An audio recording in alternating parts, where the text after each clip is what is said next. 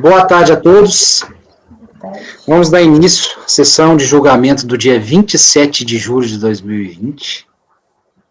Boa tarde a todos. Primeiro, apresentar os conselheiros. Conselheira Maria, boa tarde. Boa tarde. Conselheira Maísa, boa tarde. Boa tarde. Conselheiro Pedro Bispo, boa tarde. Boa tarde, presidente. Conselheira Cíntia, boa tarde. Boa tarde. Conselheiro Silvio Renan, boa tarde. Boa tarde. Conselheira Renata, boa tarde. Boa tarde. Conselheira Thaís, boa tarde. Oi, presidente, boa tarde. Então, eu sou o conselheiro Rodrigo Mineiro, e iniciando a nossa pauta de julgamento, o primeiro processo de relatoria da conselheira Thaís, Vicúmia Têxtil. Esse processo vai ter sustentação oral. Então, tem a palavra a conselheira Thaís. Ao relatório, presidente. Lá. É um recurso voluntário contra a decisão da DRJ de Recife. Tá? Eu vou ler alguns trechos principais do relatório do acórdão recorrido. Tá? Trata-se de auto de infração lavrado contra a Vicunha, na qual formula-se exigência de imposto de importação, PIS/COFINS importação, totalizando a exigência de tal, além de juros e multa. Né? Nos termos do relatório, tais exigências decorreriam do inadimplemento parcial dos compromissos de exportação firmados no âmbito dos atos concessórios de drawback, modalidade suspensão, identificados pelos números tais e tais. Da autuação. Inicialmente, discorre a autoridade fiscal sobre a natureza do regime aduaneiro de drawback, destacando a relevância do princípio da vinculação física, que estabeleceria que os insumos importados com suspensão de tributos devem efetivamente integrar os bens exportados para fins de adimplemento do regime. Tá? Então, é um processo que basicamente é isso, é drawback, suspensão, vinculação física. Tá? Nesse trilhar, destaca que a empresa beneficiária do drawback deveria necessariamente manter controles e registros em separado dos estoques de insumos estrangeiros importados, sob o manto do regime. Fala sobre o artigo 179 do CTN. Né? Sobre o ato concessório de drawback, explica que em 26 de março de 2006 teve início a vigência do referido ato concessório, que autorizou a empresa, por meio de seu estabelecimento localizado em Simões Filho, a importar X quilogramas de tal produto, etc, etc, etc. Né? Então, está tudo referido aqui sobre os dois atos concessórios e sobre os produtos que foram importados para, posteriormente, haver a exportação. Né? Informa a autoridade fiscal que, segundo as informações apresentadas pela autuada, o processo produtivo da empresa consiste, resumidamente, na importação de DMT pelo estabelecimento da Bahia, onde, combinado com a substância monoetilenoglicol, tais insumos sofreriam tratamentos térmicos, químicos e mecânicos, obtendo-se polímetros de poliéster. Tá? Seguindo aí, relata ainda a autoridade fiscal que, em cumprimento à intimação formulada pela fiscalização, a empresa apresenta notas fiscais, etc. Analisando os registros do processo produtivo da matéria-prima importada, sob o regime desde a sua entrada até a entrada de insumos intermediários, foi possível verificar que os insumos intermediários fabricados no âmbito do ato concessório entram na etapa final do processo produtivo. Tá? Desse modo, defendeu a fiscalização à glosa dos RE a seguir listados, em razão de restar caracterizado que os bens exportados não teriam sido produzidos com os insumos importados sob o ato concessório. Então, é um caso clássico de drawback, suspensão, a questão da vinculação física dos produtos. Tá? Seguindo.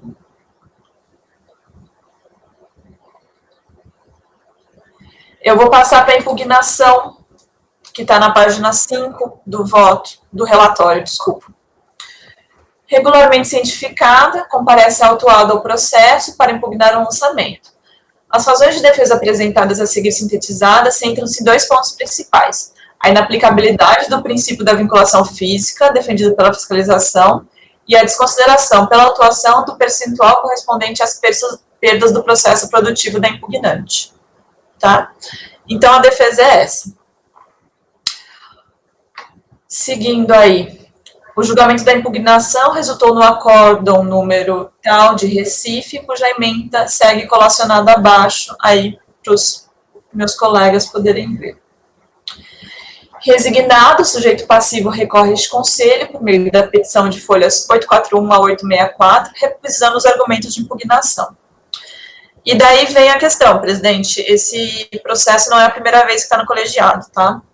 Em 29 de fevereiro de 2019, a qualidade dos membros desse colegiado, em sua anterior composição, decidiu converter o julgamento em diligência para verificar o cumprimento, por parte da beneficiária do drawback, dos requisitos enumerados no artigo 5º da Portaria Conjunta RFB e CSEX, número 467 de 2010, com a redação vigente dada pela Portaria Conjunta RFB CSEX, número 1618 de 2014. Quem redigiu essa diligência foi o presidente, Rodrigo Mineiro. A informação fiscal, em resposta à diligência solicitada, veio em folhas 1193 e 1994, seguida da ciência da respectiva manifestação da interessada. Tá? É o relatório. Tem sustentação oral, eu vou colocar o arquivo, só um instante.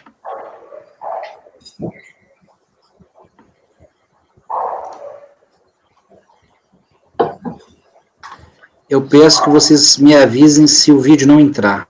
Ok?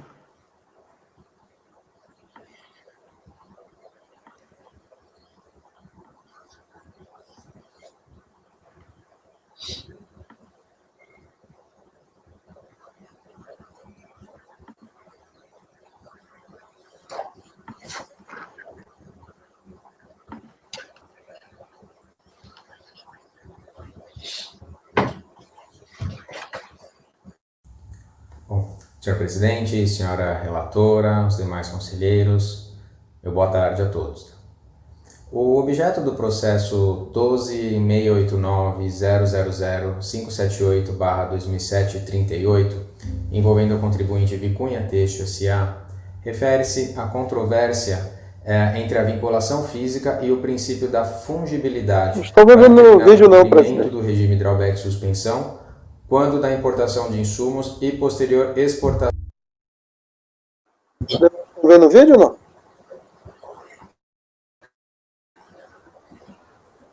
Para mim estava normal. Eu acho que é porque o áudio do vídeo tá bem baixo, tá, Pedro? Talvez. Você tá mutado. É só áudio, não tem imagem, não? Não escutaram o vídeo? Vocês não estavam vendo o vídeo? Tem Para imagem. mim estava normal. Tava normal. Estava normal, porque se alguém interromper, eu tenho que voltar tudo de novo. Então, Eu não estava vendo. você não estava ouvindo ou vendo? Nem vendo, nem ouvindo o vídeo. E quem mais? Conta de novo pra ver. Mais alguém? Ou só o Pedro não estava? Opa. Pra mim tá normal. Mas Normal. Normal? Tá. Normal também. Tá. Me avisa novamente, tá, Pedro, se você não conseguir. Você vê. Deixa eu tentar. Eu vou passar para outro notebook, você me aguarda algum. Aguardo. Você me dá o ok, eu tô aguardando, tá, Pedro?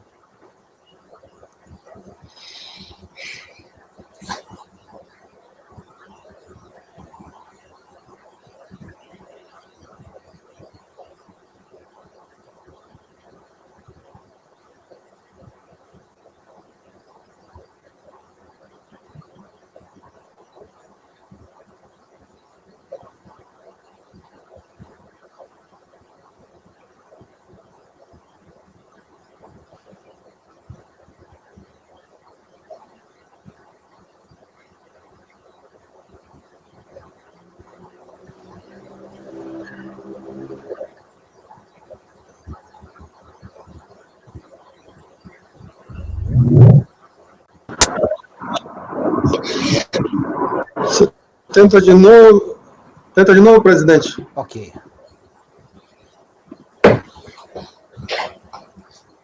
Ô, Rodrigo. Oi. Posso tentar?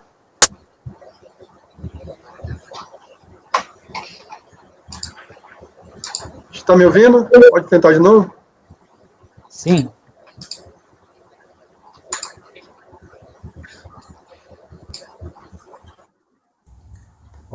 Senhor presidente, senhora relatora, os demais Alô? conselheiros. Você pode tentar de novo? Boa tarde a todos. O objeto do processo 12.689.000.578/2007-38, envolvendo o contribuinte Vicunha Teixo S.A., refere-se à controvérsia entre a vinculação física e o princípio da fungibilidade para determinar o cumprimento do regime drawback suspensão quando da importação de insumos e posterior exportação do produto têxtil final industrializado.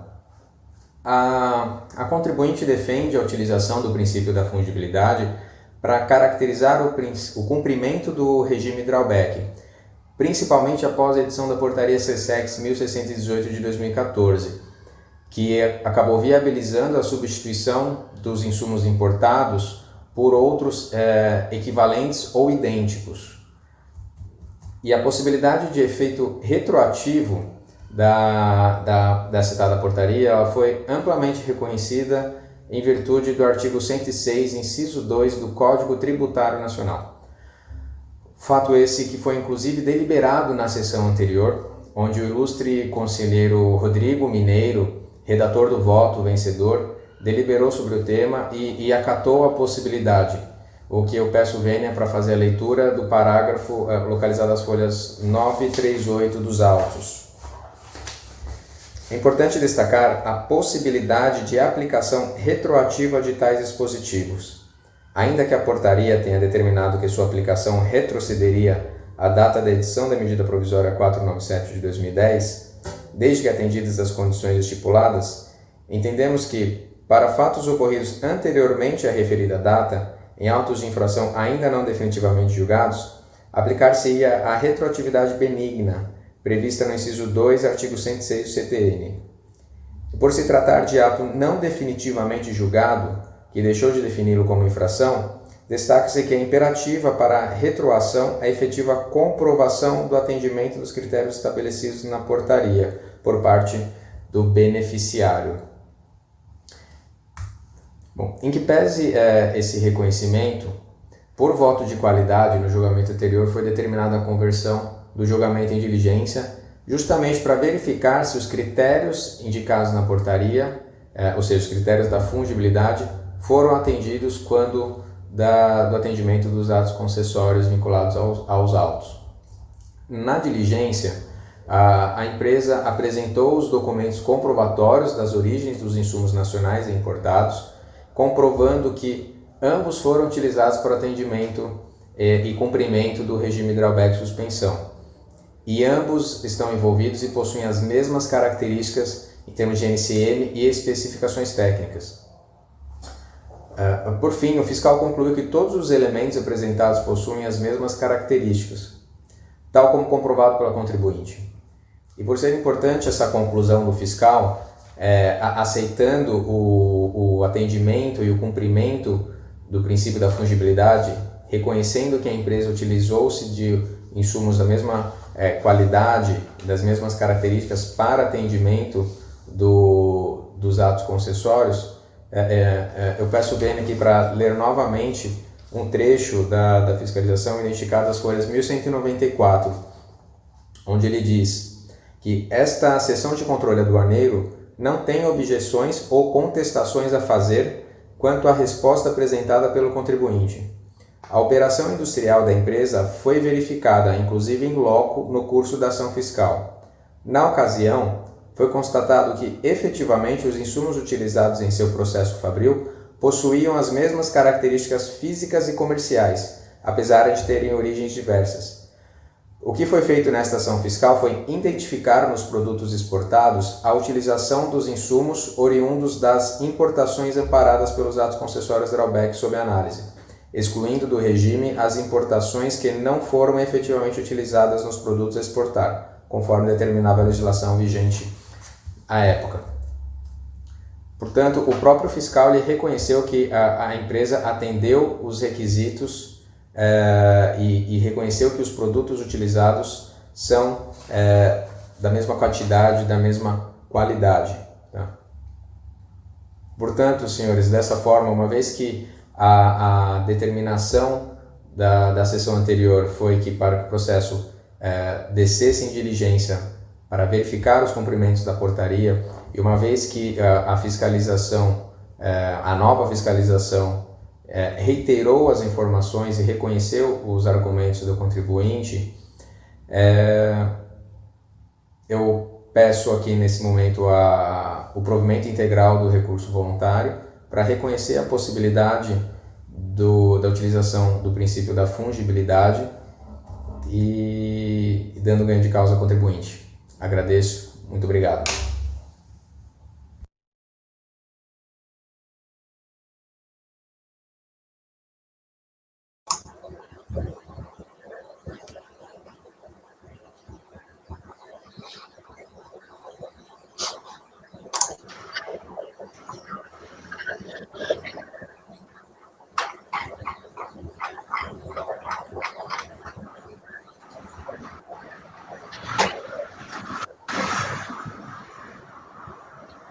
Posso retomar, presidente?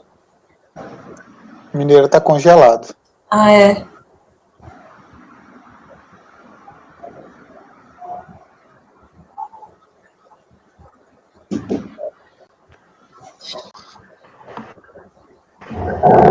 Conselheira Thaís, tem a palavra.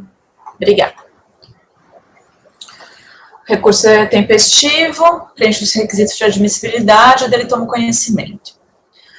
Primeiramente, saliento que os valores exonerados pela DRJ, relativo aos impostos incidentes sobre as parcelas de insumos importados ao amparo do drawback e que teria sido objeto de perda no processo produtivo da empresa, estão abaixo do limite de alçada estabelecido pela portaria número 63 de 2017. Thaís, Não Thaís, o Mineiro caiu, vamos só aguardar ele retornar. Desculpa, nem que você me falou que eu estava lendo, eu não vi.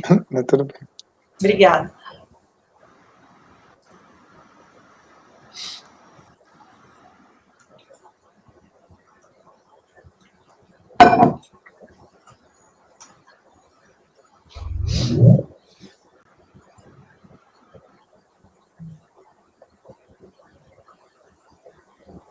Estão me ouvindo, Presidente.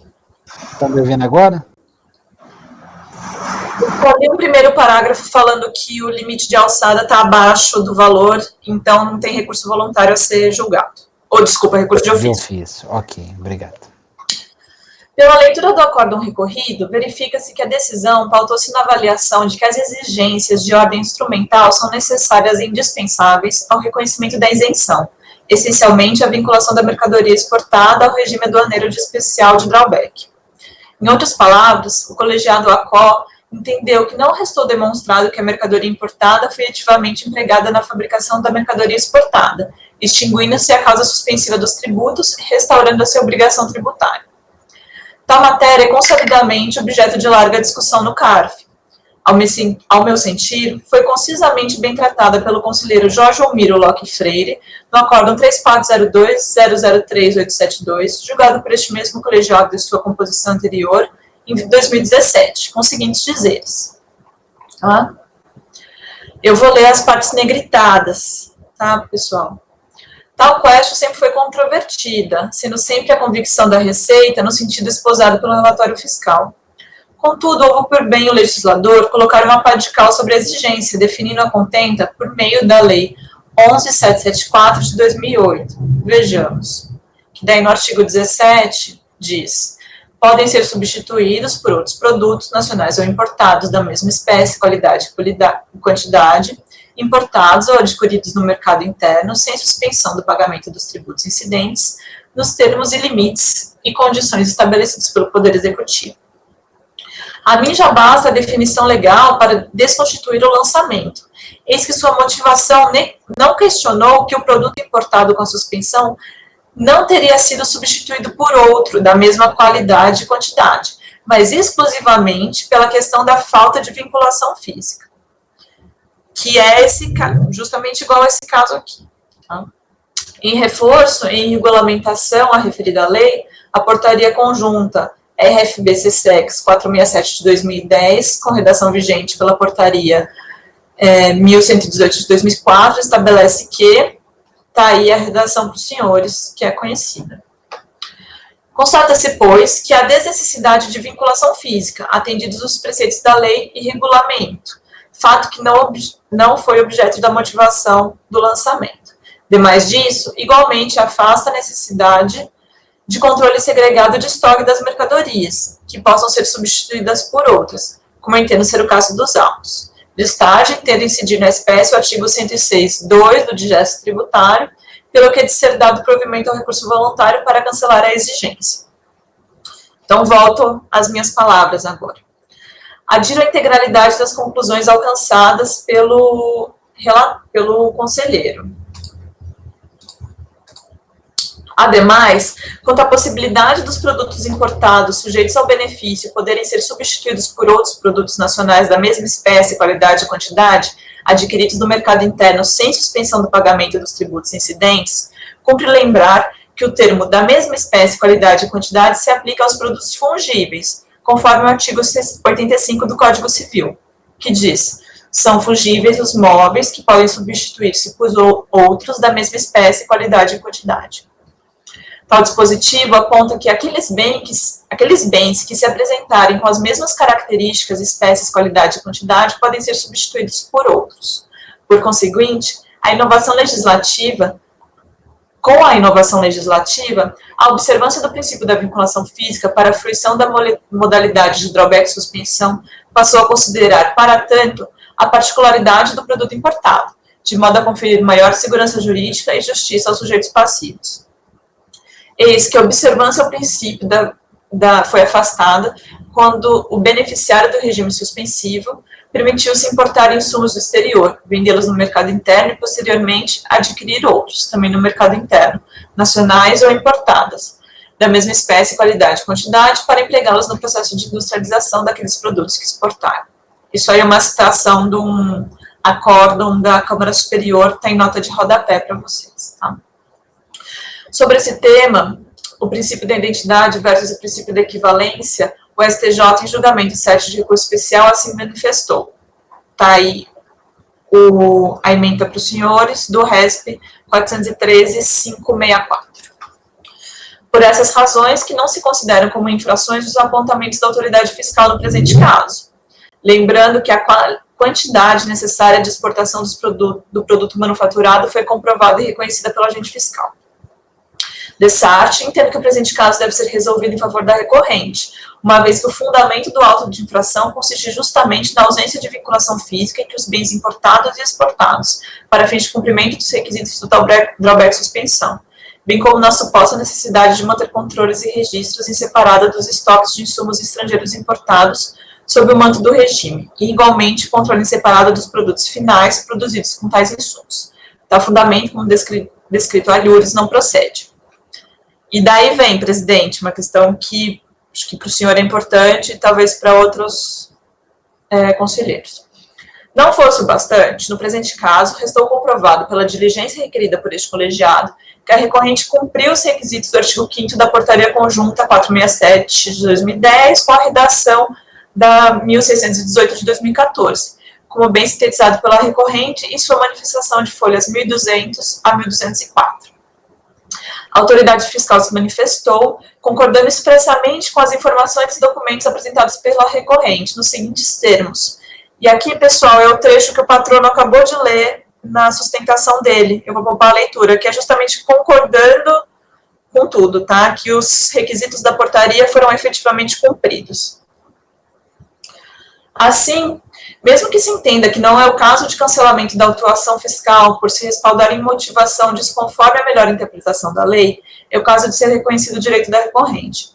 Afinal, para aqueles que entendem que a legislação brasileira fez opção pelo princípio da vinculação física para o drawback suspensão até a edição da MP 497 de 2010, convertida na Lei 12.350, deve ser aplicada a retroatividade benigna das portarias editadas pela Receita Federal a respeito do tema, como bem explanado pelo conselheiro Rodrigo Mineiro, na resolução tal, que é a resolução desse próprio processo.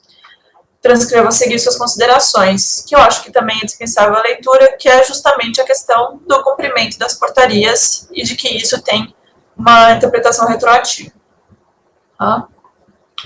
Também por essa lógica, portanto, deve ser cancelada a cobrança em caso, uma vez que não foi configurado o descumprimento do regime drawback de suspensão. Por tudo quanto exposto, voto por dar provimento ao recurso voluntário. É como voto, presidente. Ok, obrigado, Thaís. Ô, gente, minha conexão ela tá caindo toda hora. Eu tive vários picos. A minha tela deve ter congelado, né? Vocês viram? Agora não. Então eu vou ter que mudar daqui a pouquinho. Então, da conexão. Esse caso está aberto os debates. Eu me inscrevo para falar primeiro, né? Já colocando porque eu fui o designado pelo voto vencedor da resolução.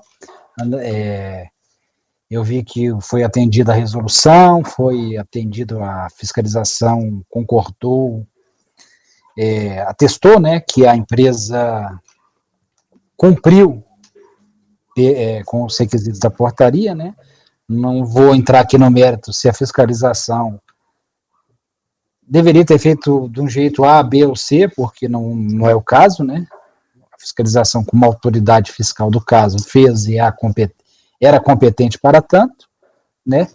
E o que interessa é que ela atestou que a empresa cumpria os requisitos falando que o produto era equivalente a outro. Logo que, segundo a minha interpretação, de aplicação retroativa ao caso, né, atendia à questão da equivalência e da fungibilidade. Eu só gostaria de fazer uma consideração, Thaís. Estou vendo aqui a sua ementa, e eu vi que você adotou os fundamentos do voto do Jorge Freire. Para eu não divergir de você, a ementa do Jorge Freire ela está de acordo com o que eu entendo. Divirjo do Jorge algumas coisas e você não colocou um ponto do Jorge Freire que eu acho fundamental para a gente não divergir, e eu acho que não prejudicaria o seu entendimento também, né? Qual, presidente? O regime aduaneiro, na sua ementa o regime aduaneiro especial de drawback e suspensão não exige a comprovação da vinculação física entre insumos importados e produtos finais. O Jorge Freire fala, desde que atendidos certos quesitos a que a norma se refere. Eu coloco uma vírgula aqui, depois do ato concessório, desde que cumpridos os requisitos legais. Eu acho que esse que é o ponto, né? Feito, presidente. Ok? Não é só essas considerações, que a divergência, a gente já debateu muito esse tema lá atrás. Eu acho que aqui o ponto, você colocou, eu ia fazer até a declaração de voto, mas como você já colocou a minha posição, que é no finalzinho aí, consideração mais nenhuma. Eu lembro que naquele caso a Maria divergiu, né, da diligência, a Larissa, que não está presente, também divergiu, né, e você também divergiu da diligência, né? Eu já julgava, né? Exatamente. Eu dava provimento pelas considerações anteriores, né? Então, esse caso está bem esclarecido para mim, a fiscalização se manifestou, então para mim está claro. Mas está aberto aí o debate.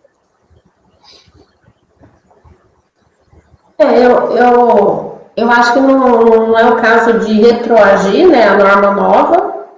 Eu não entendo muito bem essa aplicação do 106.2b, né, que aí não se trata bem de uma infração, porque concedeu o regime na época do fato antes, né, até do fato gerador, mas o fato gerador ocorreu anteriormente, e a exigibilidade, né, ficou suspensa do crédito tributário, e agora vai se ver se cumpriu, né, o regime. Aí se concede um regime e na hora de verificar o cumprimento se considera outro regime. Então, assim, são dois pontos, e eu acho que não é o caso de aplicação do 106.2b, mas é uma questão da regra vigente à época de concessão do regime.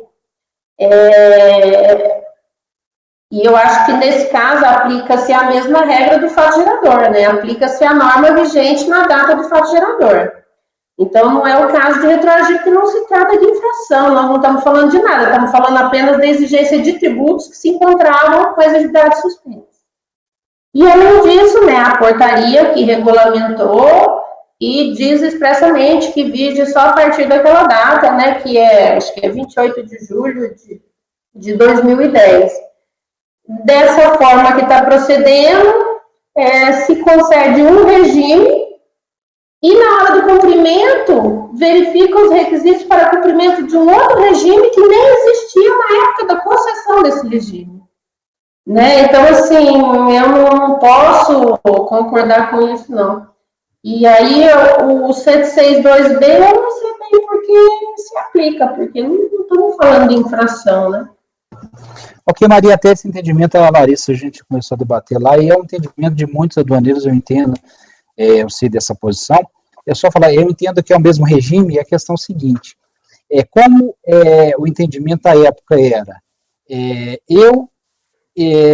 usar insumos para o mercado interno é um descumprimento do regime. Descumprimento do que é infração? O descumprimento de alguma coisa não é uma infração? Se você pegar não, vamos pegar o que está escrito no que é a infração pelo regulamento aduaneiro. Descumprimento de um mandamento vigente pelo regulamento aduaneiro. Você terá o que está escrito no regulamento aduaneiro. Se você pegar o que é a infração pelo regulamento aduaneiro, é isso que está escrito no regulamento.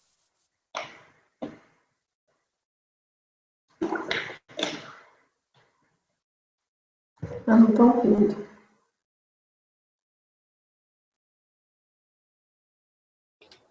Caiu.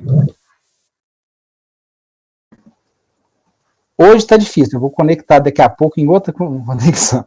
Mas agora a gente está te ouvindo bem, presidente. Mas vai cair daqui a pouquinho. Então é o seguinte, no regulamento aduaneiro é o seguinte, faça isso. Se eu não faço isso, eu estou infringindo um mandamento que o regulamento aduaneiro falava, faça isso. Se o faça isso entrei num regime, o regime continua o mesmo. Se eu não fiz isso, eu infringi um mandamento do regime. Essa é a minha interpretação. Então, eu descumprir uma coisa que eu me comprometi, que está dentro do regulamento aduaneiro, entendo eu que eu infringi. Isso é uma infração. Se fosse uma infração exclusivamente aduaneira, eu não aplicaria o 106, porque seria uma norma exclusivamente aduaneira. Mas aqui eu estou tratando de uma norma tributária aduaneira, então é tributária também a CTN. Então eu aplico o 106.2b. Então essa é a minha interpretação do caso. Mas eu entendo isso, inclusive a Larissa, no julgamento passado, falou sobre isso, mas isso eu já debati isso bem, está bem claro na minha cabeça, né, sobre isso, mas eu respeito a posição, entendo essa outra parte, mas eu entendo que descumprimento de regime aduaneiro é sim infração, apesar de eu respeitar as pessoas que pensam diferente. É só pontuar isso, Maria. Bom, eu acho que não é infração, ela tem que ter uma penalidade. Aqui no caso é um regime que tem as condições de adimplemento. Se eu não cumprir, eu exijo os tributos, eu não exijo uma multa, eu não exijo uma penalidade. Então, o regime aduaneiro, ele é um benefício, né? Que, no caso, está suspenso, né? E se ele atende os requisitos, se tornaria uma isenção. Então, assim, para mim, infração, ela tem que estar tipificada como infração, ela tem que ter uma penalidade. E no caso de descumprimento do regime, não é bem uma penalidade, é uma exigência de tributo. E tributo nunca pode ser em face de sanção, né? Então, bom, é uma questão de exigir ou não o tributo, eu acho. Né? E também tem essa questão da portaria, né? Que a portaria diz expressamente que ela vigora a partir de 28 de julho de 2010. E antes disso não havia regulamentação nenhuma para isso. Né? Mas tudo bem. Só para contribuir com o debate, assim, para os demais que não estudaram tanto o caso, ou que não estavam presentes nesse julgamento anterior, o que eu acho bastante importante enfatizar nesse caso concreto, apesar da discussão em tese que existe por trás de tudo isso, é que foram cumpridos os requisitos, tá? Então, assim, nesse caso ficou comprovado que ele importou determinados produtos, que isso foi utilizado nos produtos exportados depois, tá? Então, só independentemente da tese, nesse caso, aconteceu isso. É importante destacar, tá? A própria fiscalização da diligência deixou isso absolutamente claro. Tem alguém querendo falar? Então, Thaís, ele cumpriu os requisitos considerando a portaria nova. Então, essas teses, elas são relevantes para você considerar isso. Se eu considero o regime que foi concedido à data, né, do fato gerador, que acho que é 2004 aí ele não teria cumprido. Nós nem teria, né? Então, para você dizer que houve o cumprimento do regime, você tem que ter como pressuposto essa tese aí, que essa portaria retroagiu. Então, essa nossa discussão aqui, ela vem antes disso. Justamente, porque a portaria só falaria dos requisitos sobre o mesmo regime, que é o que o Rodrigo estava colocando na posição dele, com que eu concordo também. Enfim, está exposto no voto, né? Presidente, falar? O tributo, Maria, é exigido com a multa de 75%, né? Tem a incidência da penalidade. Então, há uma penalidade pelo descumprimento do regime, né? O auto de infração... Não, isso é em decorrência do não recolhimento, né? Porque aí, se ele não atendeu o regime, ele não atendeu as condições de suspensão. Mas descumprimento de regime nunca foi considerado infração, não. Acho que já teve várias discussões nesse sentido. Maria, o que me preocupa nesse caso, tá dando para me escutar? Tá, né? É que o 106, quando ele vem trazendo o 106.2A, B e C, no A e no C ele traz especificamente a questão da infração e penalidade. No B, ele vem trazendo quando deixe de tratá-lo como contrário a qualquer exigência de ação ou omissão. O que dá a entender pelo 106.2B é que ele é um pouco mais amplo. Não necessariamente ele tem que estar intimamente ligado a uma norma punitiva, a uma exigência de multa, mas uma exigência de ação. E nesse caso, será que por ter sido enquadrado no 106.2B e o novo regime não exigir essa ação do contribuinte da vinculação e permitir a fungibilidade, será que não seria possível aplicar a retroatividade? Eu lembro que eu fiz um voto, mas que ainda não foi pautado, e a minha conclusão foi mais ou menos nesse sentido, que o 106.2B, ele de conteúdo me parece um pouco mais amplo, quando ele não traz, como o A e o C, quando ele não traz expressamente previsto infração, penalidade, ele traz simplesmente exigência de ação ou omissão. Então, me parece que ele tem uma ideia um pouco mais ampla. Ele pode ser, mas ali no voto que a Thaís citou, que eu acho que foi da resolução, está se falando em infração, né? É por causa disso que eu tô falando. Mas, assim, para mim não é o caso de retroagir, por quê? O que é um regime? Você concede um regime em data X, para que ele atenda determinadas condições. Aí, na data do cumprimento, você vai lá e fala, é como se você tivesse um outro regime Y. Então, nesse caso, ele atendeu os requisitos do regime Y. Só que o regime Y, o regime aduaneiro, ele é concedido numa época, ele é desfrutado e depois chega um momento que ele comprova. Então, tem um regime novo que foi criado, né, com essa portaria, eu entendo que só com essa portaria que se pôde, né, e ela é expressa em dizer que ela se aplica a fatos geradores ocorridos após 28 de julho de 2010. Então, esse drawback integrado, ele é um outro regime, e eu estou aplicando o cumprimento dele em face de um outro regime que foi concedido, entendeu? Juridicamente, eu acho complicado. Mas, bom, né?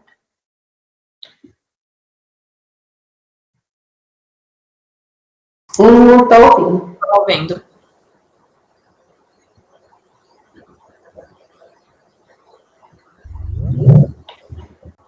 Oi. Pronto. O drawback integrado ele não foi criado por essa portaria. O drawback integrado já existia. O drawback integrado foi criado pela lei. Essa portaria só mudou essa interpretação dessa portaria. Tá? O drawback integrado ele é a possibilidade de se usar, o nome drawback integrado é a possibilidade de se usar o benefício tanto para importação quanto para aquisição no mercado interno. Isso que é o nome integrado. Entendeu? Então, não é o integrado, é essa possibilidade de usar vinculação física ou equivalência. Quando eu uso o nome integrado, é a possibilidade de tanto importar com drawback quanto aquisição no mercado interno com drawback. Essa é a diferença. É só para usar a nomenclatura indicada. Então, são duas coisas distintas. Então, mas esse é o seu entendimento, né? O meu, não. Não, entendimento não. O nome drawback integrado, Maria. Não, sim. Que é a questão de um outro regime, você pode colocar drawback integrado 2, aí é diferente, estou só colocando a questão da nomenclatura. Se você for colocar CSEX, Receita, qualquer um que vai usar, o nome drawback integrado, se você entrar no site da Receita, no site da CSEX, no site de qualquer um, não é meu entendimento, não. Entendeu? A nomenclatura drawback integrado foi criado por essa lei 11, essa que é a padrão aí, que até a 12.350 alterou.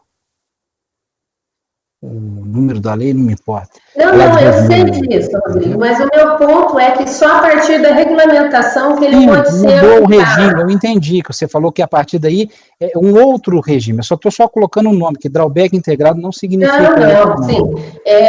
Porque o que está se aplicando no caso é essa portaria. E essa portaria, ela diz que ela tem vigência para fatos geradores após 28 de julho de 2010. Tá perfeito. Ok, eu entendi bem, eu entendo essa divergência, tá claro. Né? Podemos votar, gente? Acho que a divergência ela está colocada. Acho que ela já é conhecida. Né? Então, Maria, então você... Eu divirjo, né? E nego o provimento ao recurso. Ok, Maísa? Eu acompanho integralmente o relator, inclusive eu não participei dos debates, porque vocês estão falando mais da questão da retroatividade, eu entendo até na parte anterior. Eu achei que o voto da Thaís ficou muito claro e eu mantenho a minha posição, que eu já tinha me posicionado nesse sentido, e acompanho integralmente a relatora. Perfeito. Pedro? Vou acompanhar a relatora com relação à questão da retroatividade. Com relação à retroatividade, como, Pedro? Não entendi. Integralmente? Isso. Uhum. Tá, então acompanha a relatora. Perfeito. Acompanhar a relatora. Tá. Cíntia? Eu acompanho integralmente a relatora. Ok. Renan? Com a relatora.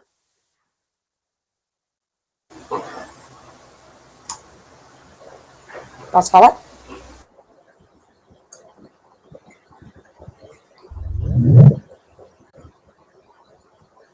Isso é difícil, meu voto. Renan, eu não escutei seu voto. Com a relatora, presidente. Ok. Renata? Como eu não estava presente nos debates, mas penso exatamente como o Rodrigo, eu acompanho integralmente a relatora. Tá, eu também vou acompanhar a relatora, eu não vou precisar de fazer a minha declaração de voto, que já foi consignado no voto dela, ela fez a alteração da ementa para não ter nenhuma divergência de interpretação, eu acompanho a relatora também. Então, acordam, só um instante, deixa eu pegar aqui. Acorda os membros do colegiado, por maioria de votos, em dar provimento ao recurso voluntário, vencida a conselheira Maria Aparecida Martins de Paula, que negava provimento ao recurso. Fez sustentação oral o patrono do contribuinte, Dr. Renato Gaspar Júnior, OAB São Paulo 273-190. Ok, obrigado. Eu vou pedir um minutinho. O próximo processo é o número 2 da pauta, Atlas R, de relatoria da conselheira Thaís. Eu vou pedir um minutinho que eu vou mudar o computador, porque está caindo a cada 2 minutos o meu áudio. Não sei o que está acontecendo. Ok? Peço um minutinho para vocês.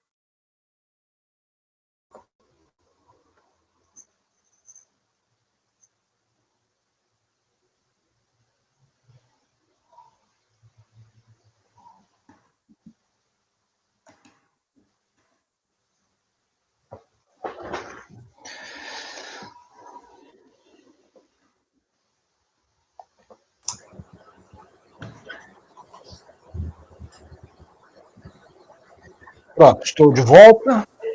Espero que não caia dessa vez. Aí você tem a palavra. Pois não. Trata-se de recurso voluntário, em face da decisão do DRJ São Paulo, que julgou improcedente a impugnação apresentada pelo sujeito passivo. Por bem consolidar os fatos ocorridos até a decisão da DRJ, colaciona o relatório do acórdão recorrido. Eu vou pular algumas partes mais lá para frente, tá, pessoal? Eu aviso. Tratam-se os autos de procedimento fiscal de conferência final de manifesto, do qual decorreu a lavratura do auto de infração para exigência de imposto de importação, IPI, PIS/PASEP, COFINS, além de multa prevista no artigo 628 do decreto 4.543, em virtude do extravio de mercadoria manifestada, perfazendo o valor total do crédito tributário de X. A autoridade lançadora relata haver constatado o não armazenamento de cargas que foram devidamente declaradas pela interessada no Sistema Integrado de Gerência do Manifesto, do Trânsito e do Armazenamento, MANTRA, instituído pela IN e tal, a saber, detém aí os volumes, né, em questão. Objetivando obter esclarecimentos acerca do ocorrido com referidos volumes, foram lavradas intimações fiscais em face da transportadora aérea, agente de cargas e importadora, cujas respostas encontram-se juntadas aos autos. Considerando caracterizado o extravio, o fisco procedeu à valoração das mercadorias para fins de apuração dos tributos devidos, tá? Ele está falando de cada um aí deles, nos próximos 3 parágrafos. Estou saltando para a página seguinte, que no segundo parágrafo fala da impugnação, né? Cientificada do lançamento, em 8/2/2008, a interessada apresentou impugnação, juntada em folhas tal, alegando em síntese a nulidade do auto, no item preliminar. Em seguida, fala do auto de infração, do artigo 173 do CTN, né? Também citando os artigos 592, 596 e 602 do decreto. São citados de forma genérica, sem fazer identificação da hipótese normativa. Ele está explicando a nulidade, né, que ele alega. Está falando que foi genérico o auto de infração. Fala a mesma coisa com relação ao IPI, tá? E com relação ao PIS/COFINS também. B. Com relação ao procedimento de conferência final de manifesto, o artigo 589 do Regulamento Aduaneiro foi desrespeitado, uma vez que não houve o confronto dos documentos referentes ao manifesto de carga com o registro de carga, não tendo sido apresentados todos os documentos que comprovam o ilícito aduaneiro, como o manifesto internacional de carga e dos houses, cópia dos conhecimentos, etc., o ilícito não restou comprovado. No tocante ao polo passivo, a autoridade, mais uma vez, cometeu um equívoco ao atribuir a responsabilidade à companhia aérea. D. Como não foram observados diversos preceitos da portaria 4.066, o direito à defesa do impugnante restou cerceado. E. Com relação aos cálculos, ele alega que tem um erro aí, com relação aos cálculos, tá? Não existe o item F, né? G.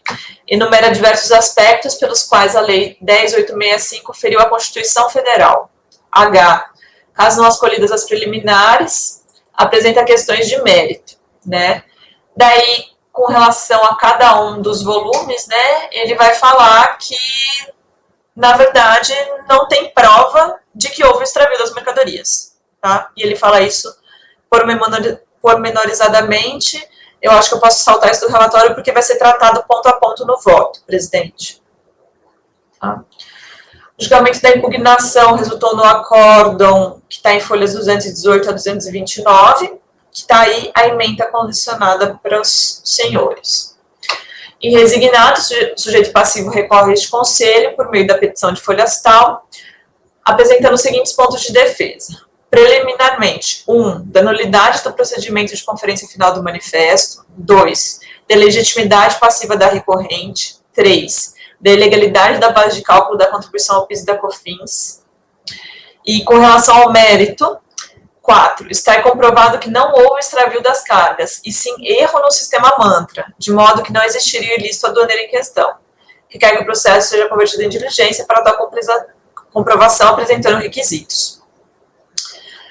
Em 27 de março de 2019, por meio da resolução 3402-001-822, o julgamento do presente processo foi convertido em diligência por este colegial em sua anterior composição, para que documentação complementar fosse juntada aos autos, a respeito do conhecimento de carga tal. Então, pessoal, foi, na verdade, um lote de processos que eu recebi sobre extravio de carga, tá? Daí, todos eles eu julguei direto, tá? A maioria deles negando provimento, assim, porque esses casos, normalmente, o contribuinte não consegue apresentar prova. Esse caso específico foi o único que eu fiz uma diligência, porque eu achei que estava faltando coisa com relação a esse conhecimento de carga específico, tá? E, enfim, foi cumprida a diligência e agora voltou para o nosso julgamento, tá? Mas é uma questão de prova, basicamente. É o relatório, presidente. Ok, pode seguir, Thaís.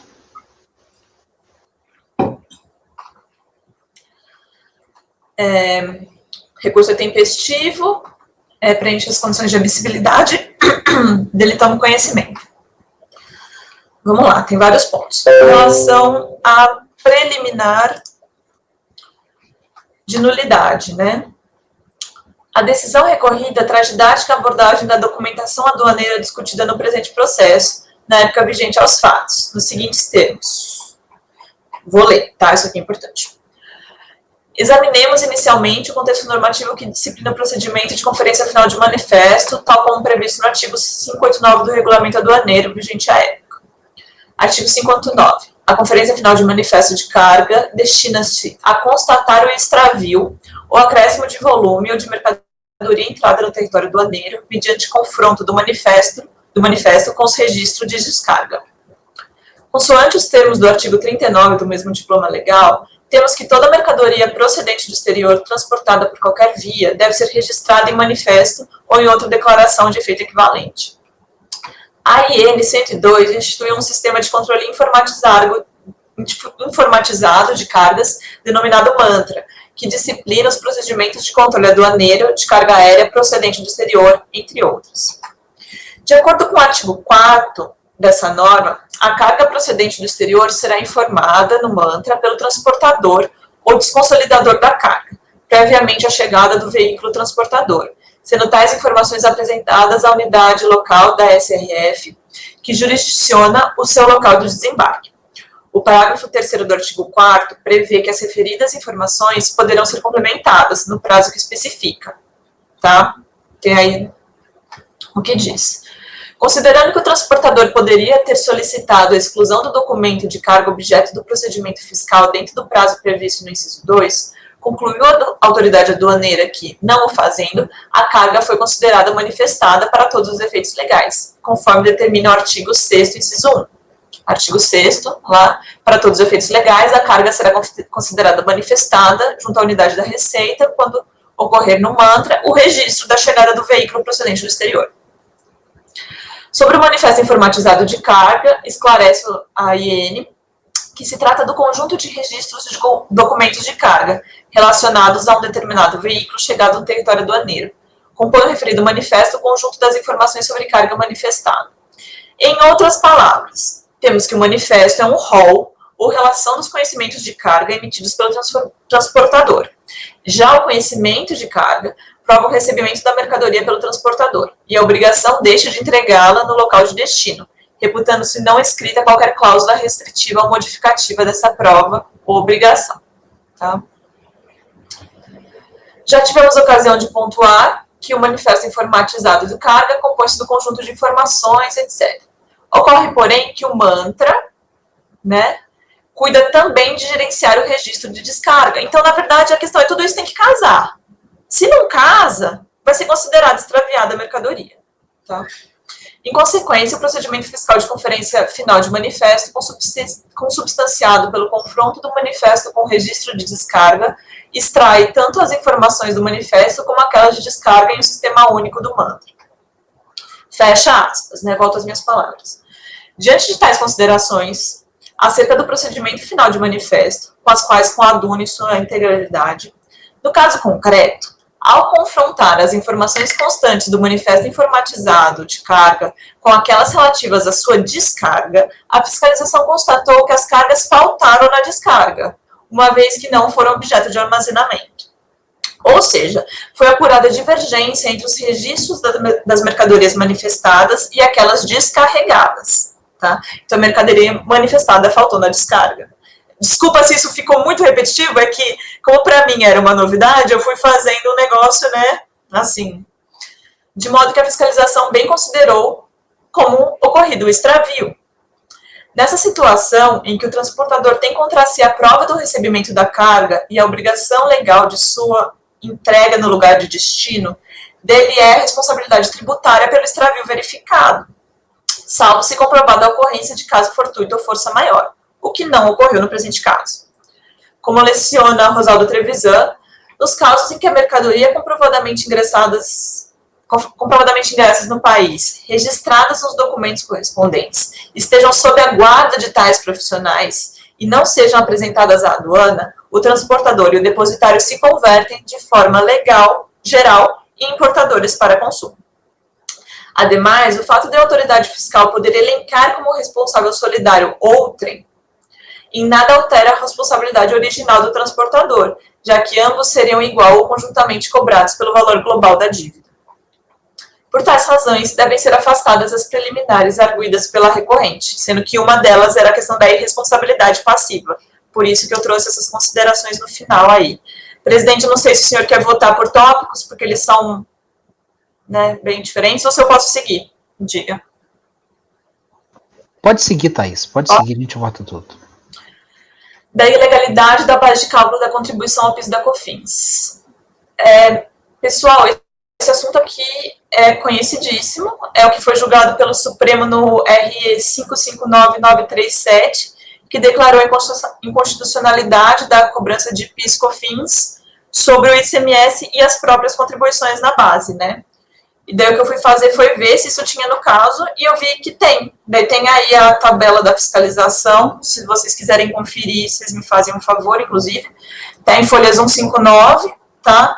Mas eu entendi disso daqui, de que o ICMS e o PIS/COFINS integraram a base de cálculo, tá? Então, como isso foi decidido em sede de repercussão geral pelo Supremo, a gente acolhe, com base no artigo 62, parágrafo 2º do RICARF, e eu estou reconhecendo o direito da recorrente à cobrança do PIS e COFINS. Lembre que isso aqui também tem IPI, imposto de importação, então não estou falando de nada disso, estou falando só do PIS e COFINS, só sobre o valor aduaneiro, excluindo o ICMS e as próprias contribuições da base de cálculo. Esse foi o segundo item. Tá? 3. Comprovação de que não houve extravios de carga, e sim erro no sistema mantra. Então, aqui é o mérito, tá? Conforme a questão demonstrado no item 1 acima, haja vista que o próprio transportador, ora recorrente, informou no mantra as cargas sob comento, tendo ocorrido o prazo legal previsto na IN 102, sem qualquer correção, a carga foi considerada manifestada para todos os efeitos legais. Desta feita, uma vez constatada a falta na descarga e no armazenamento, encontram-se caracterizados o extravio e consequente responsabilidade do transportador, a menos que sejam apresentadas provas hábeis para excluir a sua responsabilidade. Efetivamente, desde o início da fiscalização até a decisão recorrida, resta claro nos autos que, mesmo informada que deveria produzir provas para elidir sua responsabilidade, a recorrente manteve-se inerte. Insiste, desde o início do presente processo administrativo, no fato da importadora 3M e da agente de cargas DANSAS haverem informado que nunca receberam as cargas e que as mesmas teriam ficado retidas na origem, que é do exterior, né? É certo que, caso comprovado que a mercadoria, apesar de registrada nos documentos de transporte, jamais saiu do país exportador, tendo havido erro no registro de transporte, não ocorre a incidência do imposto de importação, porque não há efetiva importação. Não existe competência outorgada ao ente federal pela Constituição para a pretendida tributação. Porém, a recorrente nada mais trouxe aos autos para provar as assertivas acerca do paradeiro da mercadoria. A diligência requerida por este colegiado deu mais uma oportunidade de serem trazidos os documentos comprobatórios das alegações da recorrente, mas nada de novo ou em seu favor foi apresentado. É preciso repisar que é seu ônus da prova dos fatos que alega, uma vez que se trata de fatos impeditivos, modificativos ou institutivos do direito da fiscalização. com base no artigo 373.2 do novo Código de Processo Civil, devidamente embasados na legislação e documentos citados a iuris. Com efeito, as presunções legais sobre o extravio da mercadoria são iuris tanto. Está-se a tratar de operações amplamente documentadas, e cabe a cada declarante fazer prova de que aquilo que está a declarar não corresponde à realidade. Eu estou citando aí mais uma vez o livro sobre imposto de importação do Rosado Trevisan. Mediante tais considerações, conclui-se que a recorrente não possui razão no mérito de sua defesa. Por tudo quanto exposto, voto por dar parcial provimento ao recurso voluntário para excluir da base de cálculo da contribuição ao PIS importação e da COFINS importação o valor do ICMS e das próprias contribuições. Como voto, presidente? Ok, Thaís, obrigado. Estão abertos os debates. Ninguém? Que bom, então o voto foi bem feito. Então, conselheira Maria, como vota? Com a relatora. Ok. Maísa? Acompanho. Pedro? Com a relatora.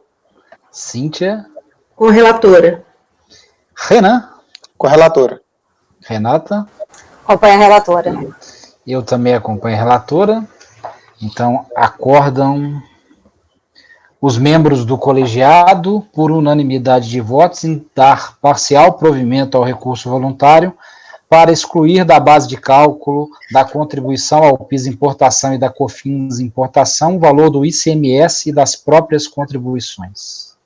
Obrigado, Thaís. A sua missão do dia está quase cumprida. Agora, Maísa, você quer algum intervalo? Você está bem? Tudo sob controle? Eu saí aqui rapidinho, enquanto a Thaís estava lendo a parte que eu já tinha lido aqui do voto dela, e para mim está tudo ok. Ok. Thaís, você vai precisar de um intervalo para os bebês? Ninguém me chamou, presidente. Então tá certo. Então vamos para o item 3 da pauta, autocomponentes eletrônicos, relatoria da conselheira Cíntia. Os dois são iguais, Cíntia? Não? E você está muda. Então você tem a palavra para o item 3 da pauta, autocomponentes eletrônicos, relatoria da conselheira Cíntia. Eu não estou te ouvindo. Você tem a palavra. Versa ao processo sobre lançamento de ofício para constituição de crédito tributário no valor de R$ 204.367,62, assim especificado. A autuação teve por origem o MPF, iniciado em 9 de outubro de 2013, objetivando averiguar a regular utilização de ex-tarifário com relação às seguintes declarações de importação. Aqui eu relacionei todas as DIs.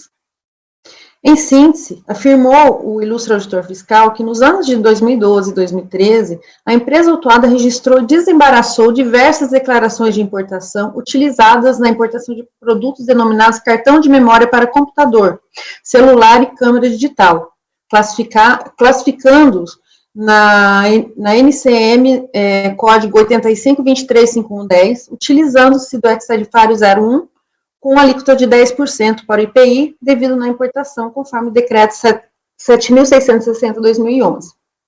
Afirmou que o produto em referência não se enquadra no citado ex, pois, além de ser utilizado nos produtos classificados na posição 8471, máquinas automáticas para processamento de dados, computadores, também, como declarado pelo próprio contribuinte, pode ser usado em celulares, que é o NCM 8519, e câmeras digitais, que é o NCM 8525, os quais estão fora do escopo do X01 pleiteado.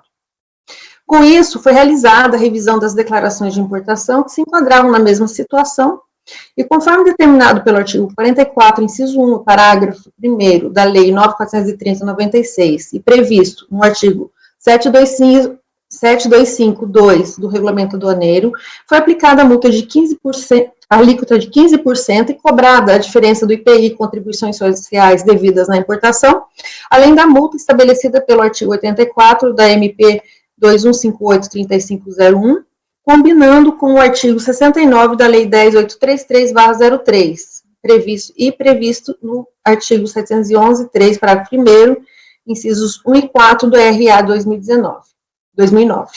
A autuada impugnou o auto de infração, conforme argumentos reproduzidos no relatório da decisão recorrida, o qual transcrevo a seguir.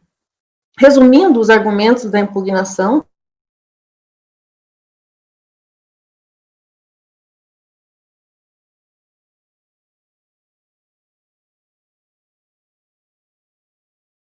pelo impugnante, sem que fosse realizada sequer uma única diligência a fim de averiguar a real destinação das mercadorias importadas.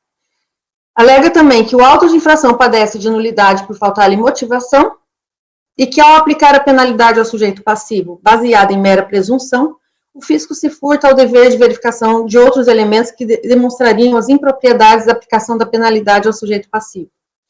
Ainda que se constatasse qualquer indício de irregularidade, não poderia o fisco proceder à lavratura da peça básica sem antes provar a materialidade do ilícito, e também alega a aplicação do 112 do CTN, e que o fisco, no caso, estaria eximindo-se do ônus da prova que lhe cabe.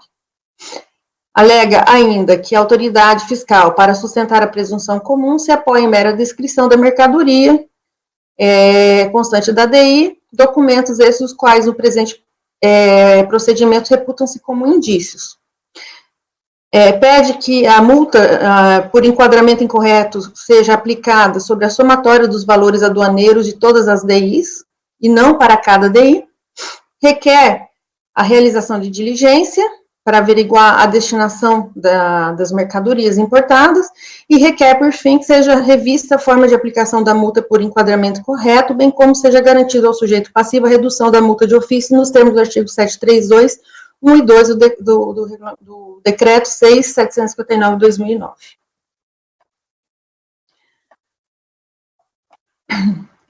Seguindo, através do acordo a 16066084, a 11ª turma da DRJ de São Paulo, por unanimidade de votos, julgou improcedente a impugnação e manteve o crédito tributário conforme a ementa abaixo citada. A contribuinte recebeu a intimação pela via eletrônica em data de 5/3/2015, apresentando recurso voluntário por meio de protocolo físico em data de 30/3/2015, o que fez com os mesmos argumentos da peça de impugnação acima já citados. E, através do despacho de encaminhamento, os autos foram sorteados para julgamento perante este colegiado. É o relatório. Ok, Cíntia, pode dar sequência? Conforme relatório, o recurso é tempestivo, bem como preenche os requisitos de admissibilidade, resultando em seu conhecimento. Item 2, preliminarmente, 2.1, nulidade por falta de motivação. Em recurso voluntário, inicialmente foi questionada a nulidade do auto de infração, que se fez em decorrência de alegada falta de motivação, uma vez que a empresa possui linha produtiva de montagem de computadores, bem como revenda de microcomputadores, notebook, ultrabook, etc., e por vezes tais cartões de memórias têm por utilização final a aplicação nestes computadores, e também que o auto de infração ele não descreve de forma precisa a infração, concluindo que todos os cartões de memória seriam utilizados em celulares e câmeras digitais, o que fez sem qualquer verificação em loco e sem intimação para esclarecimentos sobre a destinação da mercadoria. Sem razão a tais argumentos, uma vez que a autoridade fiscal procedeu na estrita observância dos ditames contidos no artigo 142 do CT,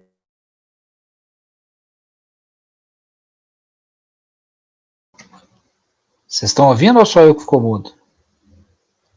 Congelou. Eu não estou ouvindo também. Cíntia? Oi, eu tô aqui. Congelou? Ficou mudo, congelou. Você pode repetir esse final, Onde eu parei? último minuto. Tá. Sem razão a tais argumentos. Aqui eu estou invocando o artigo 142 do CTN, tá? No caso concreto, foram observados pela autoridade autuante todos os requisitos essenciais previstos em lei para lançamento da exigência fiscal. Da mesma forma, a autuação foi devidamente cientificada ao sujeito passivo, instaurando-se a fase litigiosa do procedimento com a apresentação tempestiva da impugnação, nos termos dos artigos 14 e 15 do Decreto 70.235, que assim prevê. Observe que o auto de infração contém a descrição dos fatos, fundamentos legais e elementos que levaram à conclusão pelo lançamento, de modo a delimitar com clareza o objeto da autuação e permitir a plenitude da defesa. Em síntese, a recorrente demonstrou o conhecimento pormenorizado de todos os fundamentos da autuação e pontos controvertidos, o que afasta o argumento de cerceamento de defesa. E, por fim, o artigo 59 do Decreto 70.235/72, eu estou citando aqui, e constata-se que as alegações apontadas em defesa não se enquadram na previsão acima citada como hipótese de nulidade do procedimento, passível de cancelamento da autuação, motivo pelo qual deve ser afastado tal argumento. Item 2.2, nulidade em razão do local da lavratura do auto de infração. Igualmente foi apontada a nulidade do auto de infração em razão da lavratura ter ocorrido nas dependências do sujeito ativo, argumentando a defesa que o auto de infração apenas tomou por base as declarações de importação e documentos solicitados, cabia ao fisco carregar aos autos provas inequívocas da infração, sendo que apenas presumiu que todos os cartões de memória seriam utilizados em câmeras digitais e celulares, e a autuação realizada na repartição somente pode ocorrer quando os presentes todos os elementos necessários para a correta identificação da infração. Estão me ouvindo? Posso seguir? Não há que ser acatado o argumento de defesa, uma vez que a documentação necessária para análise do correto enquadramento foi apresentada pela própria contribuinte, especialmente quanto às declarações de importação e respectivos manuais, com especificações técnicas do produto acobertado, dos produtos acobertados. A exemplo dos documentos de folhas, aqui eu citei todas as folhas em que estão todas as declarações e os manuais, especificando o produto objeto da fiscalização. Ademais, parágrafo 1º do artigo 30 do Decreto 70.235, prevê que a classificação fiscal não é considerada como aspecto técnico que torna indispensável o laudo ou parecer.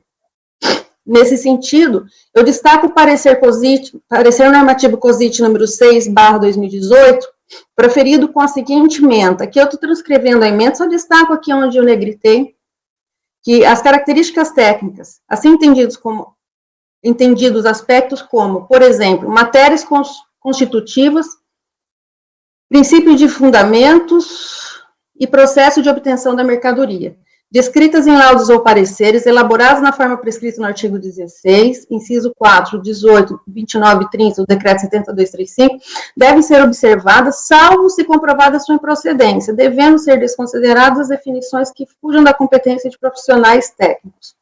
No parecer em referência, observado que, caso seja possível concluir que a característica técnica do produto faz com que ele se enquadre no código NCM-A, este deve prevalecer, ainda que o profissional técnico tenha utilizado na identificação do produto um termo que conste no texto do código NCM-B. Igualmente é citado neste parecer o Acórdão 9303006230 da terceira turma da Câmara Superior de Recursos Fiscais, no qual resta observado que a prudência sempre recomenda que questões envolvendo os aspectos técnicos sejam tratados como lastro em conhecimento técnico, em regra, externados por meio de laudos periciais. Embora este órgão, julgador, possa utilizar-se dos laudos técnicos trazidos aos autos para nortear suas conclusões, não está obrigado a fazê-lo, podendo decidir a questão a partir do seu livre convencimento motivado. Da análise do presente caso, entendo que não deve prosperar a irresignação da recorrente de que o auto de infração é nulo em razão de ter sido lavrado na repartição fiscal, com base somente nas declarações de importação e documentos solicitados, sem diligência para verificação da destinação da mercadoria. Observe que o relatório fiscal é exaustivo quanto à motivação do lançamento, analisando a documentação apresentada e, com isso, afastando a necessidade de maiores apurações. Frisa-se ainda que as razões modificativas da conclusão adotada pela autoridade fiscal poderiam ser comprovadas com a peça de impugnação, em especial através de laudo pericial particular, nos termos permitidos pelo artigo 16.13 do Decreto 70.235, o que não fez, tampouco restou formulado o pedido de prova pericial, como igualmente permitido pelo artigo 16.4 do mesmo diploma legal, tergiversando a parte da oportunidade concedida pela legislação que rege o processo administrativo fiscal, bem como da previsão do artigo 373, inciso 2 do Código de Processo Civil, o que flexibiliza o ônus probatório em homenagem ao princípio da verdade material. Outro sim, da mesma forma prevista no item 2.1 deste voto, requer que o auto de infração contenha a descrição dos fatos, fundamentos legais e elementos que levaram à conclusão pelo lançamento, de modo a delimitar com clareza o objeto da autuação e permitir a plenitude da defesa, a qual foi exercida com relação a todos os fundamentos da autuação e pontos controvertidos, além de não estarem presentes as condições previstas no artigo 59, 59 do Decreto 70.235, passíveis de autorizar a nulidade do procedimento. Portanto, igualmente afasto o argumento de nulidade quanto ao item em análise. Passo ao mérito, presidente. Mérito. Da classificação fiscal de mercadorias. Conforme relatado, o objeto deste litígio versa sobre a divergência quanto à utilização de ex-tarifário, sendo que a empresa autuada registrou e desembaraçou as declarações de importação já relacionadas, descrevendo tais produtos como cartão de memória para computador, celular e câmera digital, com enquadramento no X01 do código 85235110 da NCM, cujo recolhimento de IPI. Cíntia? Cíntia, travou, Cíntia? Tá ouvindo, Cíntia? Travou. Ué? Começa o mérito de novo, Cíntia, por favor. Mérito. Posso só aproveitar que travou e fazer um comentário? Só para assim, se for o caso, vocês fiquem à vontade. Mas eu achei, Cíntia, que ele nem contestou Travou aqui. o voluntário dele. Ele nem brigou por conta da classificação fiscal. Assim. Não, a questão é o ex. Ele fica falando da presunção. Presunção. Ele nem defende a classificação fiscal que ele adotou.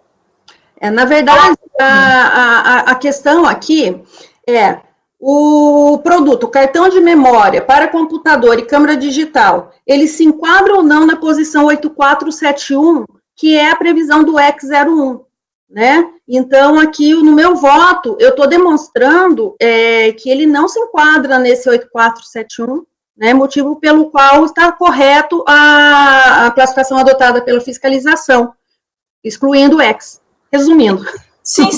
E o contribuinte nem brigou com isso, pelo que eu vi do recurso voluntário. Entendeu? Só por isso que eu levantei a bola, porque às vezes para te facilitar, entendeu? Cíntia travou novamente. Hoje as conexões não estão boas, né?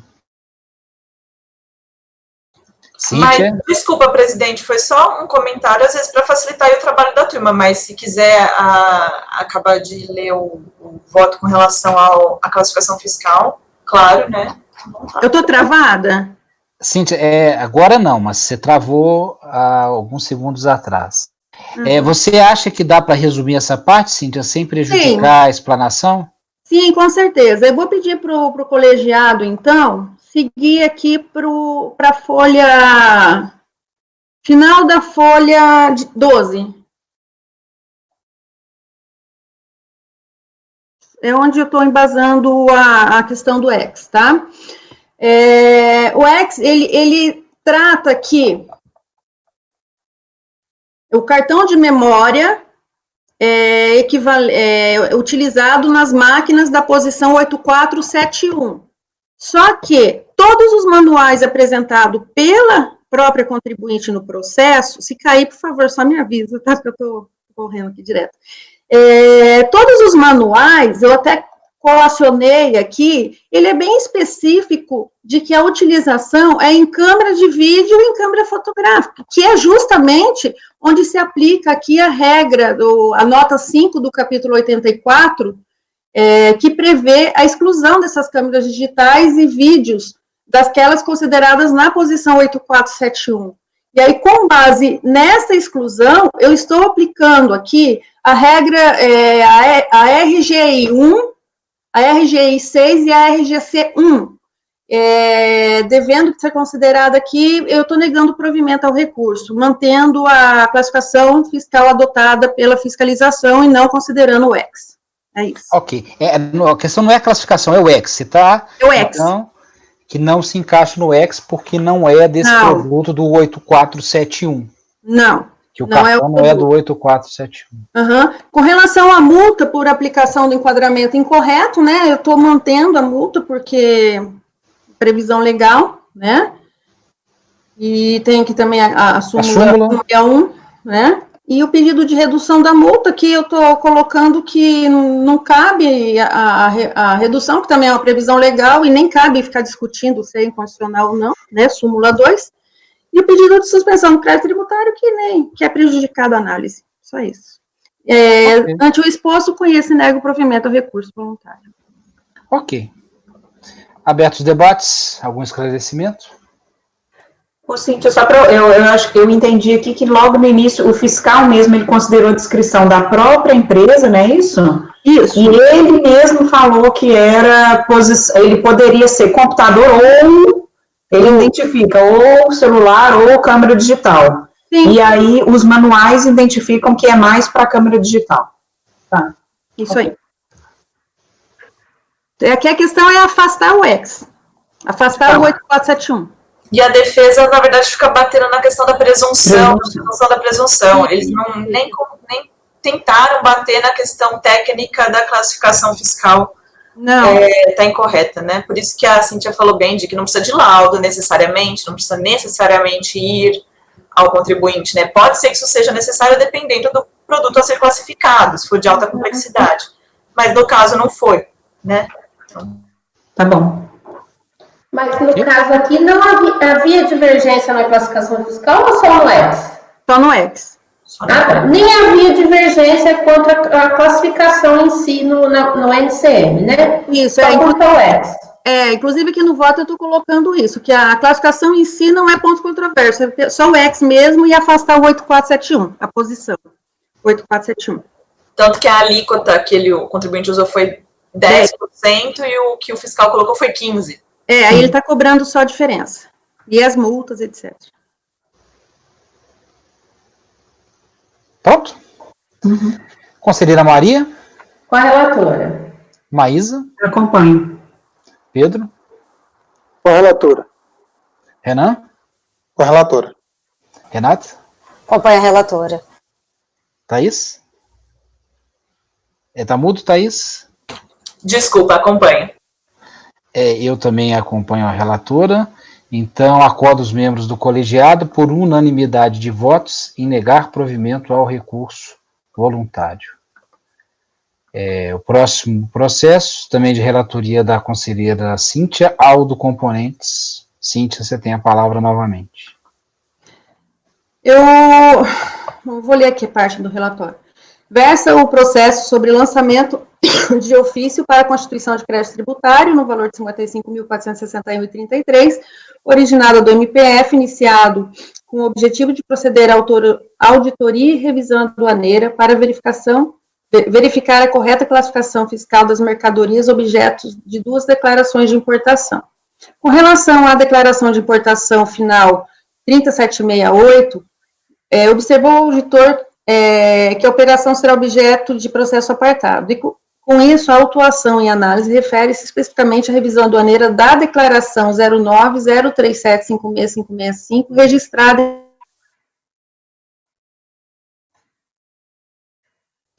Mudo. Cíntia? Cíntia? Voltei? Cíntia? Não. Agora sim, né? Mas repete, por favor. Está judiando aqui o meu... Com isso, a autuação em análise refere especificamente à revisão aduaneira da declaração de importação, registrada em 26 de 3 de 2009, para importação da tela para monitor de computador.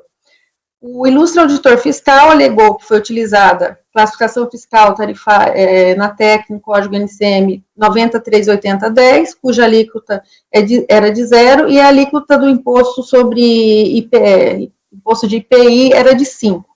E afirmou ainda, em procedimento de revisão da declaração,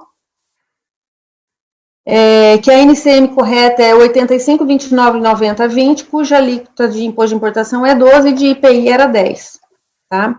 Aqui só vou pedir licença para resumir os argumentos da impugnação, que ele falou sobre a medida fiscal baseada em presunção, nulidade por falta de motivação, no mérito ele arguiu a decadência, e o correto enquadramento dos produtos da declaração objeto da autuação, os princípios da razoabilidade, imposto, o imposto à exigência devida, pois não materializada, multa e demais consectários e encargos excessivos. Através do acórdão, a 23ª turma da DRJ de São Paulo, por unanimidade de votos, julgou improcedente a impugnação e manteve o crédito tributário. e a contribuinte apresentou o recurso voluntário tempestivamente e os autos foram sorteados para este colegiado, é o relatório. Conforme relatório, o recurso é tempestivo, bem como preenche os requisitos de admissibilidade. A recorrente pede para que seja reconhecida a decadência do lançamento, uma vez que a declaração de importação foi registrada em 26 de março de 2009, sendo que tomou ciência em 9 de abril de 2014, ou seja, após o decurso do tempo superior a 5 anos do fato gerador. A DRJ de origem rejeitou o pedido de reconhecimento do prazo decadencial, o que fez por aplicação da regra prevista pelo artigo 1731 do CTN, considerando o termo inicial o primeiro dia do exercício seguinte, que é 1 de 1 de 2010, e termo final a data em que ocorreu o lançamento, 25 de 3 de 2014. Reproduzir aqui uma parte do voto da DRJ, com a devida vênia ao entendimento da DRJ de origem, tem-se que não se aplica ao presente caso a regra do 1731 CTN, uma vez que se trata de regra específica, prevista pelo Decreto 3766 e Regulamento Aduaneiro. Né? Aqui eu estou transcrevendo os artigos 54, 138, 139 do Decreto 3766 e os artigos 638, 752, 753 do Regulamento Aduaneiro. Considerando os dispositivos acima, conclui-se que deve ser aplicado como prazo decadencial a contagem de 5 anos a partir da data do registro da declaração de importação. Aqui eu estou citando um voto da conselheira Maria Aparecida, tá, em que ela relatou no mesmo sentido, e também um voto da Terceira Câmara Superior de Recursos Fiscais e outros votos também que reconhecem essa questão do prazo decadencial em caso de revisão aduaneira. Da análise dos autos, constata-se que, de fato, a declaração foi registrada e desembaraçada em 26 de 3 de 2009, como demonstra o comprovante de importação. Aqui eu colacionei para facilitar a análise da turma, tá? E, por sua vez, a interrupção do prazo decadencial se deu somente com a ciência do auto de infração, como prevê o parágrafo 3º do artigo 638 do Regulamento Aduaneiro, a qual ocorreu em data de 9 de 4 de 2014. Conforme abaixo colacionado, também estou aqui colacionando o termo de ciência por decurso de prazo. Portanto, deve ser reconhecida a decadência do lançamento e análise, considerando ultrapassado o prazo de 5 anos contado da data do fato gerador. Ante o exposto, conheço o provimento ao recurso voluntário para que seja extinto o crédito tributário em razão da decadência do lançamento. É como voto. Ok, Cíntia. Cíntia, a questão é a seguinte, antes de dar a palavra para o Renan, isso aqui é só multa ou tem tributo também? Você está diferença de tributo. E você qual que é o seu fundamento, CTN ou decreto? Porque a Câmara Superior ela faz essa diferença boa. Então, se você citou precedentes da Câmara Superior, a Câmara Superior ela faz bem essa distinção. Todos esses acordos que você citou da Câmara Superior, ela aplica para a multa aduaneira. Eu acho que esse precedente da Maria também é multa aduaneira. Sim, mas aqui... Para bem os casos. Mas aqui também o decreto 37166, eu citei o artigo 138, tratando-se de exigência de diferença de tributo, contar-se-á a partir do pagamento efetuado, né? E no mesmo prazo do artigo anterior se extingue o direito de impor penalidade. Aí, no caso, a mercadoria, a DI, ela foi registrada e desembaraçada no mesmo dia, ou seja, o pagamento já ocorreu ali para desembaraço, né? Tá. É isso. Tá, mas por que então que a DRJ não deu? Não tem discussão do primeiro desse subsequente? Eu até citei aqui o entendimento reproduzir o voto da DRJ, porque ela aplicou o 173. Então, mas por que ela aplicou o 173? Ela aplicou o 173, ela considerou como regra geral, tá? Aqui, ó, vou até ler aqui. A regra geral, prevista no artigo 173, que prevê que a contagem do prazo decadencial tem início no primeiro dia do exercício seguinte, aquele em que o lançamento poderia ter sido efetuado, tá? E aí, ele até citou aqui o 138 do 3766, tá? E concluiu que, para a situação em comento, o lançamento de ofício caracterizado pela lavratura da inflação aplica-se a regra geral. Destarte o termo qual para a contagem seria 1 de 1 de 2010, ou seja, 5 anos contados do primeiro dia do exercício seguinte, aquele em que o lançamento poderia ter sido efetuado.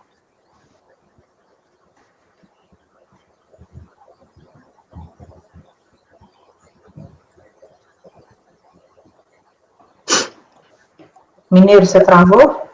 Não, travei, não, estou aqui. Ah, tá. Eu abri o processo. Porque eu acho assim, porque é para deixar claro. Essa parte da decadência, ele fica falando e falando e falando sobre o que aplicaria o 173, eu estou tentando achar qual que é a rácio dele aqui. Eu só trazer uma questão de fato antes. Coisa, né?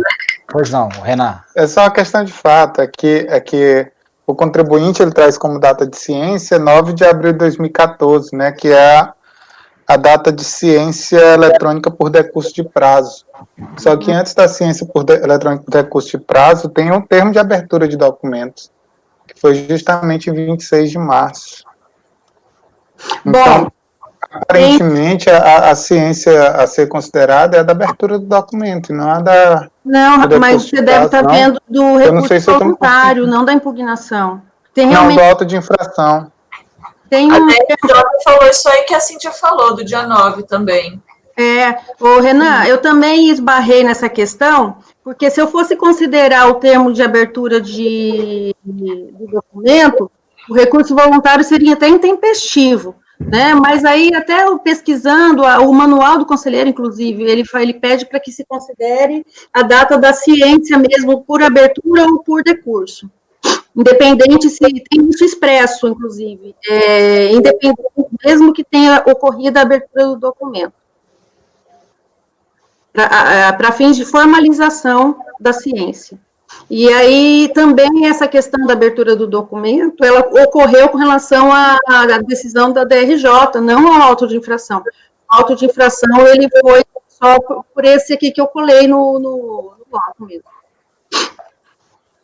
Só para não ficar com o que eu falei na cabeça, esquece o que eu disse. O termo de abertura de documento. Na parte do relatório, esquece o que eu disse. O que o Renan falou que eu não entendi, Renan? Não, o que está dando a entender é pelo termo de abertura de documento. Ele diz qual documento está sendo dado ciência. Está sendo dado ciência, documento diversos outros, relatório fiscal, relatório ação fiscal, auto de infração. No dia 26 de março de 2014. É isso que eu não estou entendendo. E aí está sendo considerado 9 de abril e não 26 de março. Não, mas... É a folha, deixa eu olhar qual é a folha. Eu estou só ficando confuso por causa disso. A folha 170 do processo. Não, mas você está aí no recurso voluntário, a intimação da decisão. Não estou no recurso voluntário, não. Faz sentido, sim. Auto de infração, logo abaixo da auto de infração. É porque o que você colecionou aqui é folha 174. Isso. Então, se ele está com um da 170, está fazendo um pouco de sentido. Qual que você está?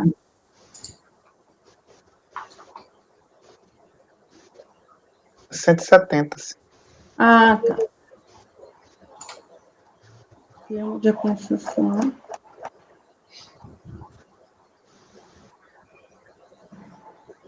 Isso mesmo. A DRJ também considerou 9 de abril? Considerou também. Não, calma, eu não tenho certeza. Eu falei isso, tá? Só para falar que eu não...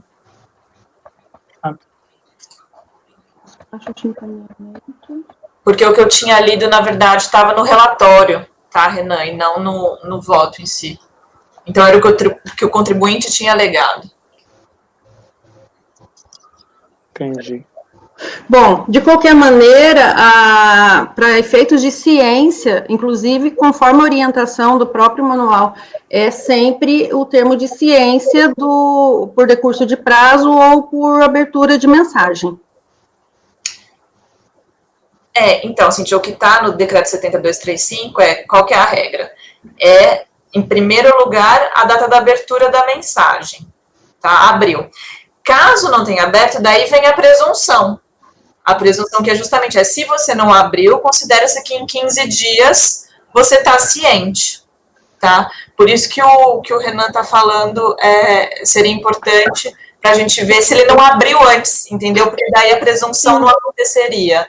E realmente tem abertura no dia 26. É que eu estou considerando a data da ciência, da mensagem, que termo de ciência por decurso de prazo mesmo, seguindo, inclusive, decisões do próprio CARF, porque eu fui averiguar isso por conta da tempestividade do recurso, né, que aconteceu a mesma coisa.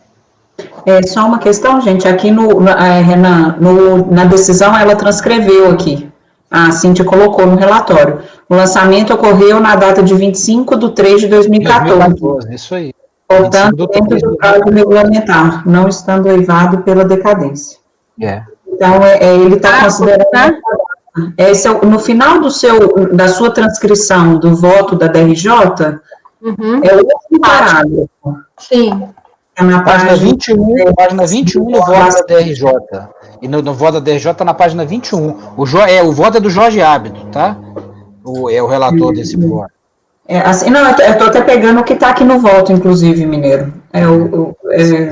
Ele colocou, o lançamento ocorreu na data de 25/3/2014. Ele considerou a data do lançamento. Regulamentar não estando eivado pela decadência. Ele considerou a data do lançamento e não da ciência.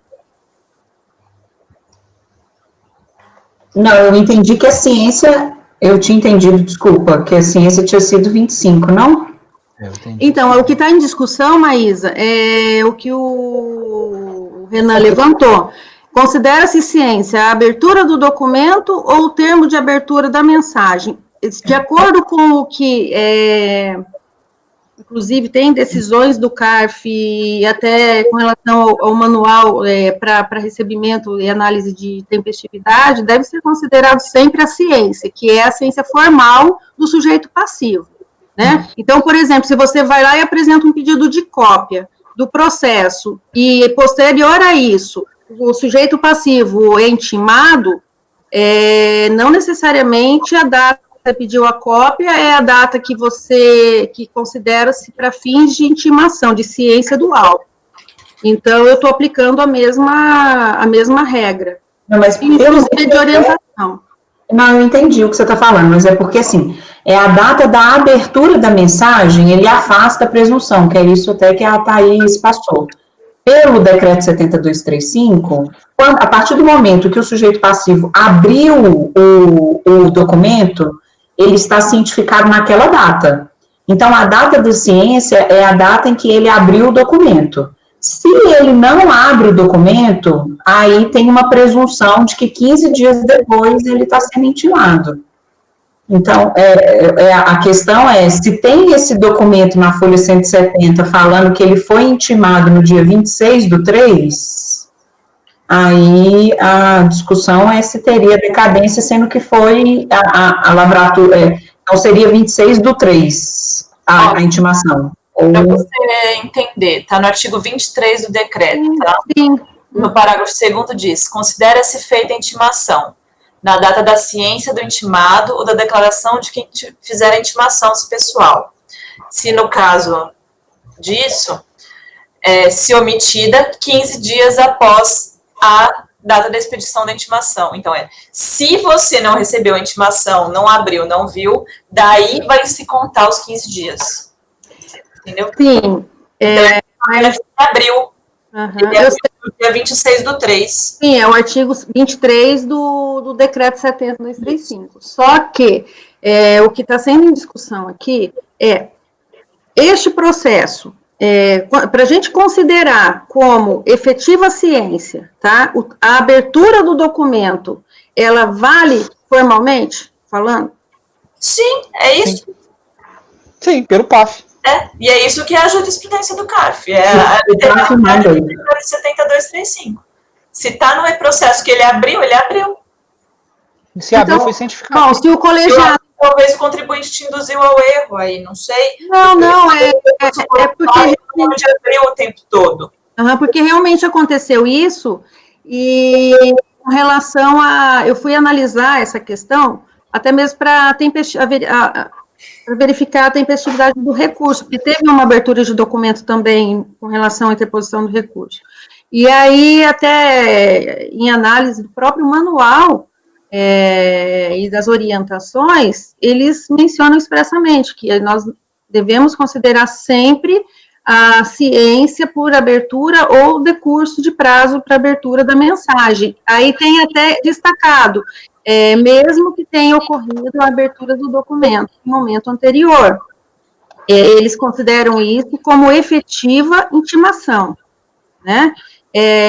Trazendo isso para o processo físico, é aquela questão, se o advogado apresenta um pedido de cópia do processo antes da intimação, né, não se dá pelo advogado, mas vamos imaginar que a parte apresente um pedido de cópia antes da intimação oficial, é considerado como data de intimação?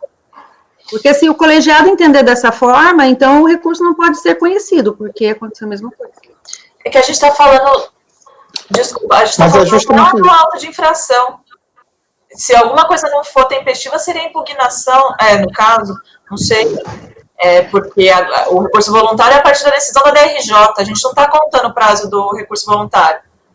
A gente está contando o prazo de decadência. Para contar o prazo de decadência, a gente precisa saber o dia que ele foi cientificado do auto de infração. E o que o Renan apontou é que ele foi cientificado do auto de infração no dia 26/3. Entendeu? Não tem a ver a questão do recurso voluntário aqui ser tempestivo ou intempestivo. Justamente porque a gente não conta da data do auto de infração. A gente mas a data da decisão da DRJ.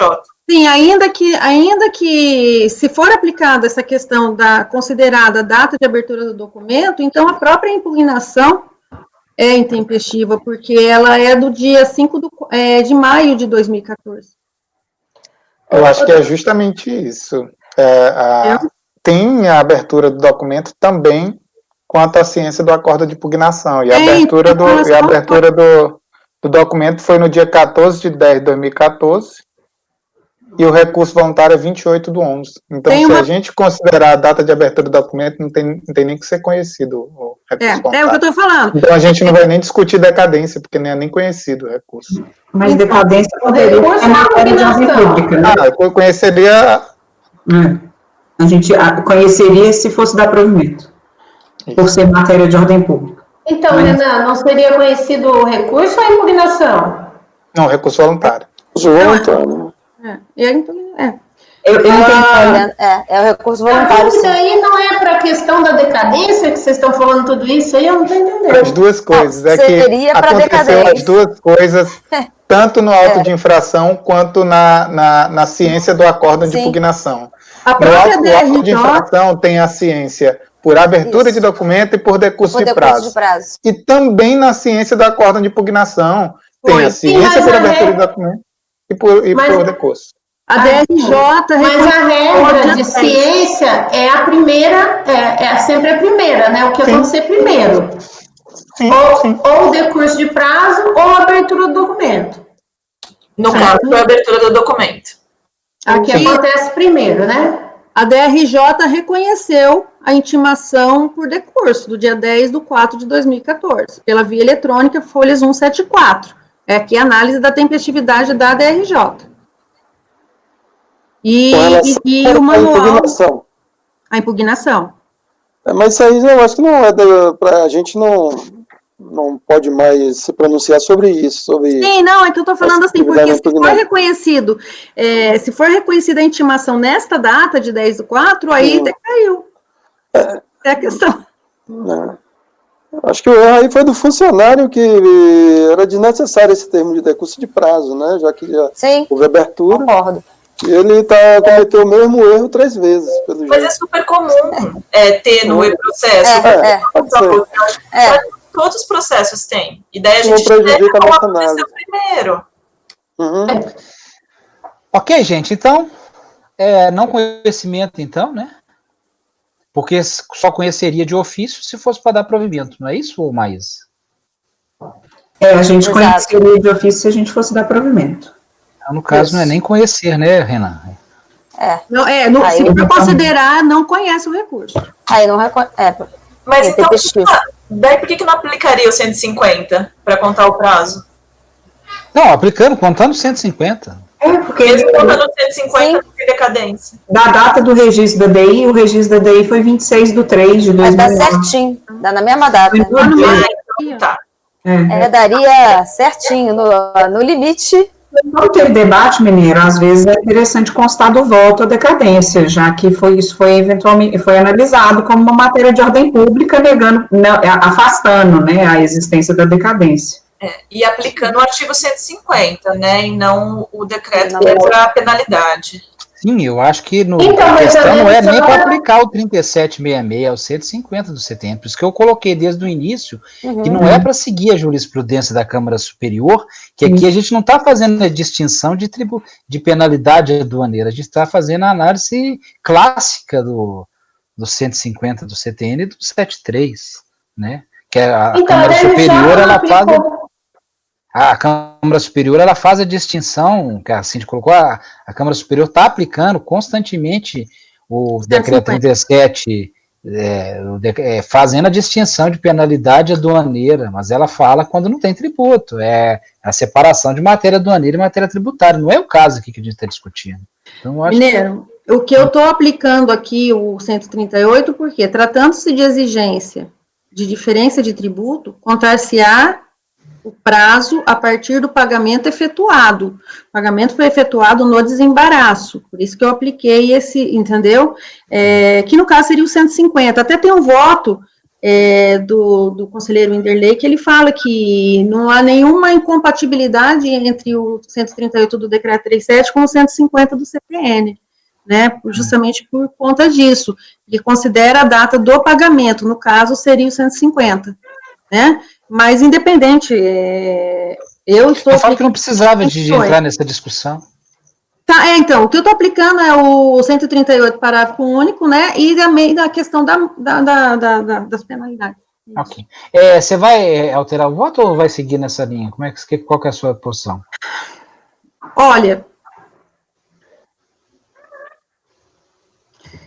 eu gostaria muito de encontrar aqui para passar para vocês essa orientação no sentido do que é considerado a título de abertura de documento, né? É PAF, mesmo qualquer orientação, manual, aqui a gente está fazendo, porque foi é PAF, né? A gente está lendo uma...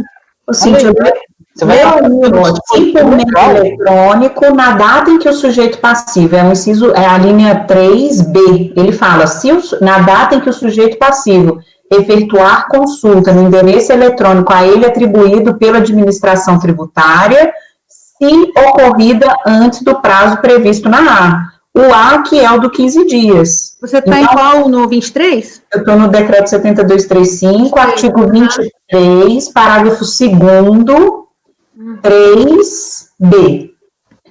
O A, ele fala em 15 dias contado da data do registro comprovante, que é esse que você está considerando.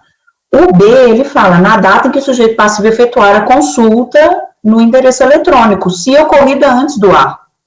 Então, se ocorreu antes, se ele acessou o documento antes, ele afasta esse dos 15 dias.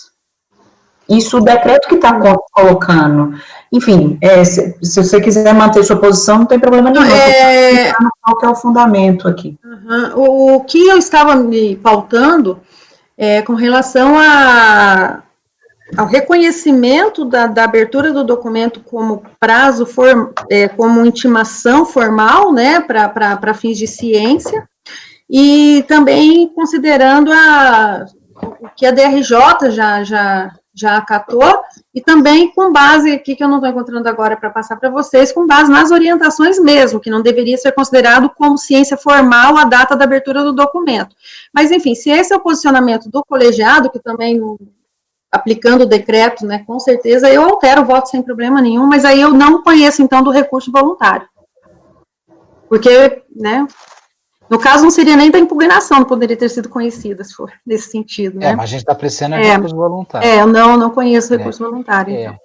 E só um parêntese, Cíntia, antes de 2005, esse seu raciocínio estava... Antes de 2013, esse seu raciocínio estava certinho, tá? Porque antes de 2013, a redação, que era da 11.196, ele meio que falava só do comprovante de entrega e dos 15 dias. Aí a legislação foi alterada em 2013 exatamente para incluir essa possibilidade do sujeito passivo entrar no arquivo. Então, enfim, só para te explicar que tinha essa interpretação antes de 2013. Eu até fui olhar, porque eu lembrava que teve essa mudança na contagem do prazo do meio eletrônico nesse meio tempo, só que aqui no caso é 2014. Essa questão de considerar ou não o termo de abertura de documento para fins de intimação, ela é bem bem antiga, eu já vi algumas situações e tem divergência realmente sobre isso, né? Mas se é o posicionamento do colegiado, eu adoto também, sigo e altero o voto e não conheço do recurso voluntário. Ok. Alguém mais viu o termo de abertura do documento? Eu não estou enganado, não, né? Está aqui 14 de 10 de 2014. Eu olhei também. Eu olhei também. Eu tinha analisado com relação ao termo de abertura de documento do acordo. Tá ótimo. Mas e como acho que a Maísa que tinha falado, talvez fosse interessante, como a gente discutiu essa questão da decadência, não colocar sei. como reconhecendo de ordem pública, só para falar que é o 150, Tá. normalmente conheceria para dar provimento, né, para ser como matéria de ordem pública. Mas eu acho que não vai dar... Não é conhecer, ela vai não conhecer, mas ela pode constar, que ela já tem essa... Só constar isso no voto. Por se tratar de matéria de ordem pública, adentro na matéria da decadência, mas não reconheço a existência da decadência no caso. Então, a DRJ aplicou 173. A DRJ aplicou 173. E não seria o caso? Teve pagamento? Teve pagamento, porque é diferente de tributo. Hã? É diferente. Ela fala que é qualquer ato administrativo tendente. Teve pagamento. Não teria desembaraçado se não tivesse pagamento. Pagou no mesmo dia que registrou. Aí depende, né? Depende. É porque não é drawback, não é nenhum regime especial, é tanto que ele está cobrando a diferença. Então, mas às vezes 0 a 0. Eu não sei. Então, podemos, gente? É não conhecimento, então? Você faz a consideração, então? Como foi discutido, Cíntia? Foi discutido a questão da decadência e não foi acatado em razão do termo de abertura de documento da impugnação. Isso. E faz constar o que foi discutido pelo colegiado. Tá bom. Né? Assim fica bom, gente? Acho que tá de acordo, né? Renan também, né? Então, Maria... Então, Thaís, você tá muda, Thaís? Desculpa, só para eu, na hora de votar coerentemente com os meus votos. Vai ficar do 150 ou não no voto? Vai ficar aplicando o decreto, por mais que seja não reconhecendo a decadência. Não, nós não estamos conhecendo. Ela só vai colocar isso que foi discutido aqui. Que ainda que não foi conhecido, né? Isso que nós apreciamos aqui. Tá, então o voto do jeito que tá não vai aparecer. Não. Tá bom, obrigada. Não. Acho que você não pode entrar no mérito, tá, Cíntia? Sim, o que eu estou entendendo que o colegiado está me pedindo é que eu coloque com relação... conheço a questão de ofício, a questão da decadência, e não conheço de ofício, mas manifesto que não ocorreu a decadência em razão do termo de abertura de documento da impugnação, do auto de infração. É isso que foi colocado pelo Renan, das folhas 170. Então, não ocorreu a decadência, uma vez que foi no mesmo dia lá, não deu o prazo. É isso. Não vou entrar em questão de 150, nem do... Mas você não está conhecendo o recurso. Você vai colocar que a matéria poderia ter sido conhecida por ser matéria de ordem pública, mas tendo em vista que... Já vou colocar aqui, eu já vou ajeitar aqui e colocar na pasta. Isso. Tá? Né? A Maria, que você estava falando... Mas isso que a Thaís falou tem pertinência, Mineiro, porque o que ela está querendo saber é se no voto ela vai falar que ele vai aplicar o 150. Não, ela não vai votar, ela não está conhecendo, então ela não vai votar. Não, mas ela vai ter que votar para ela falar que a conta, considerando o dia 26, ela vai ter que falar. Ela está conhecendo. Não, porque se conhece a abertura de documento da folha 170, não tem por que analisar, entrar se é o 170, se é o 150. Mas vai falar, seja pelo artigo 150, parágrafo 4, independente do dispositivo a ser considerado, não ocorreu a decadência, uma vez que a abertura de documento ocorreu no dia 26/3. Tá. mesmo considerando a data do pagamento. Isso. Tá bom. Né?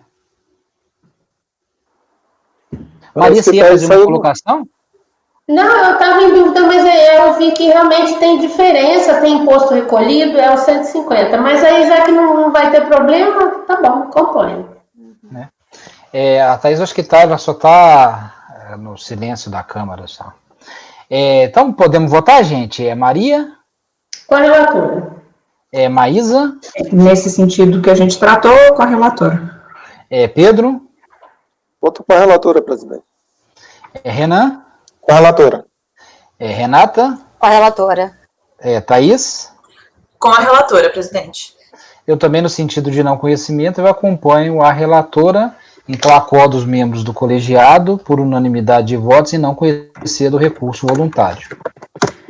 Obrigado, Cíntia, e com esse voto nós terminamos a pauta do dia 27/7, às 14 horas, porque o processo número 5 de relatoria também da Cíntia, Gaso Acidente do Mato Grosso, foi retirado de pauta por solicitação do patrono e também por solicitação da PGFN. Mineiro, só não teria que falar que conheceu de ofício da decadência, mas não, ela só vai colocar no voto. Tá bom. Eu vou arrumar aqui, mas eu já deixo na caixa para vocês. Beleza. A decisão foi não conhecer do recurso, que a gente só conheceria, Maísa, se fosse para dar provimento, conforme Exato. as palavras. Ótimo, beleza. Tudo bem. Só vamos fazer essa consideração, porque como é matéria de ordem pública, você conheceria se fosse para dar provimento. Isso. Alguém pode ter que questionar, por que não conheceu se é matéria de ordem pública? Ela só vai fundamentar por que ela não conheceu por Isso. ser matéria de ordem pública. Ela vai Ainda falar, que seja eu não matéria- conheci porque eu ia negar. Isso. É isso que vai ser a fundamentação dela, Ok.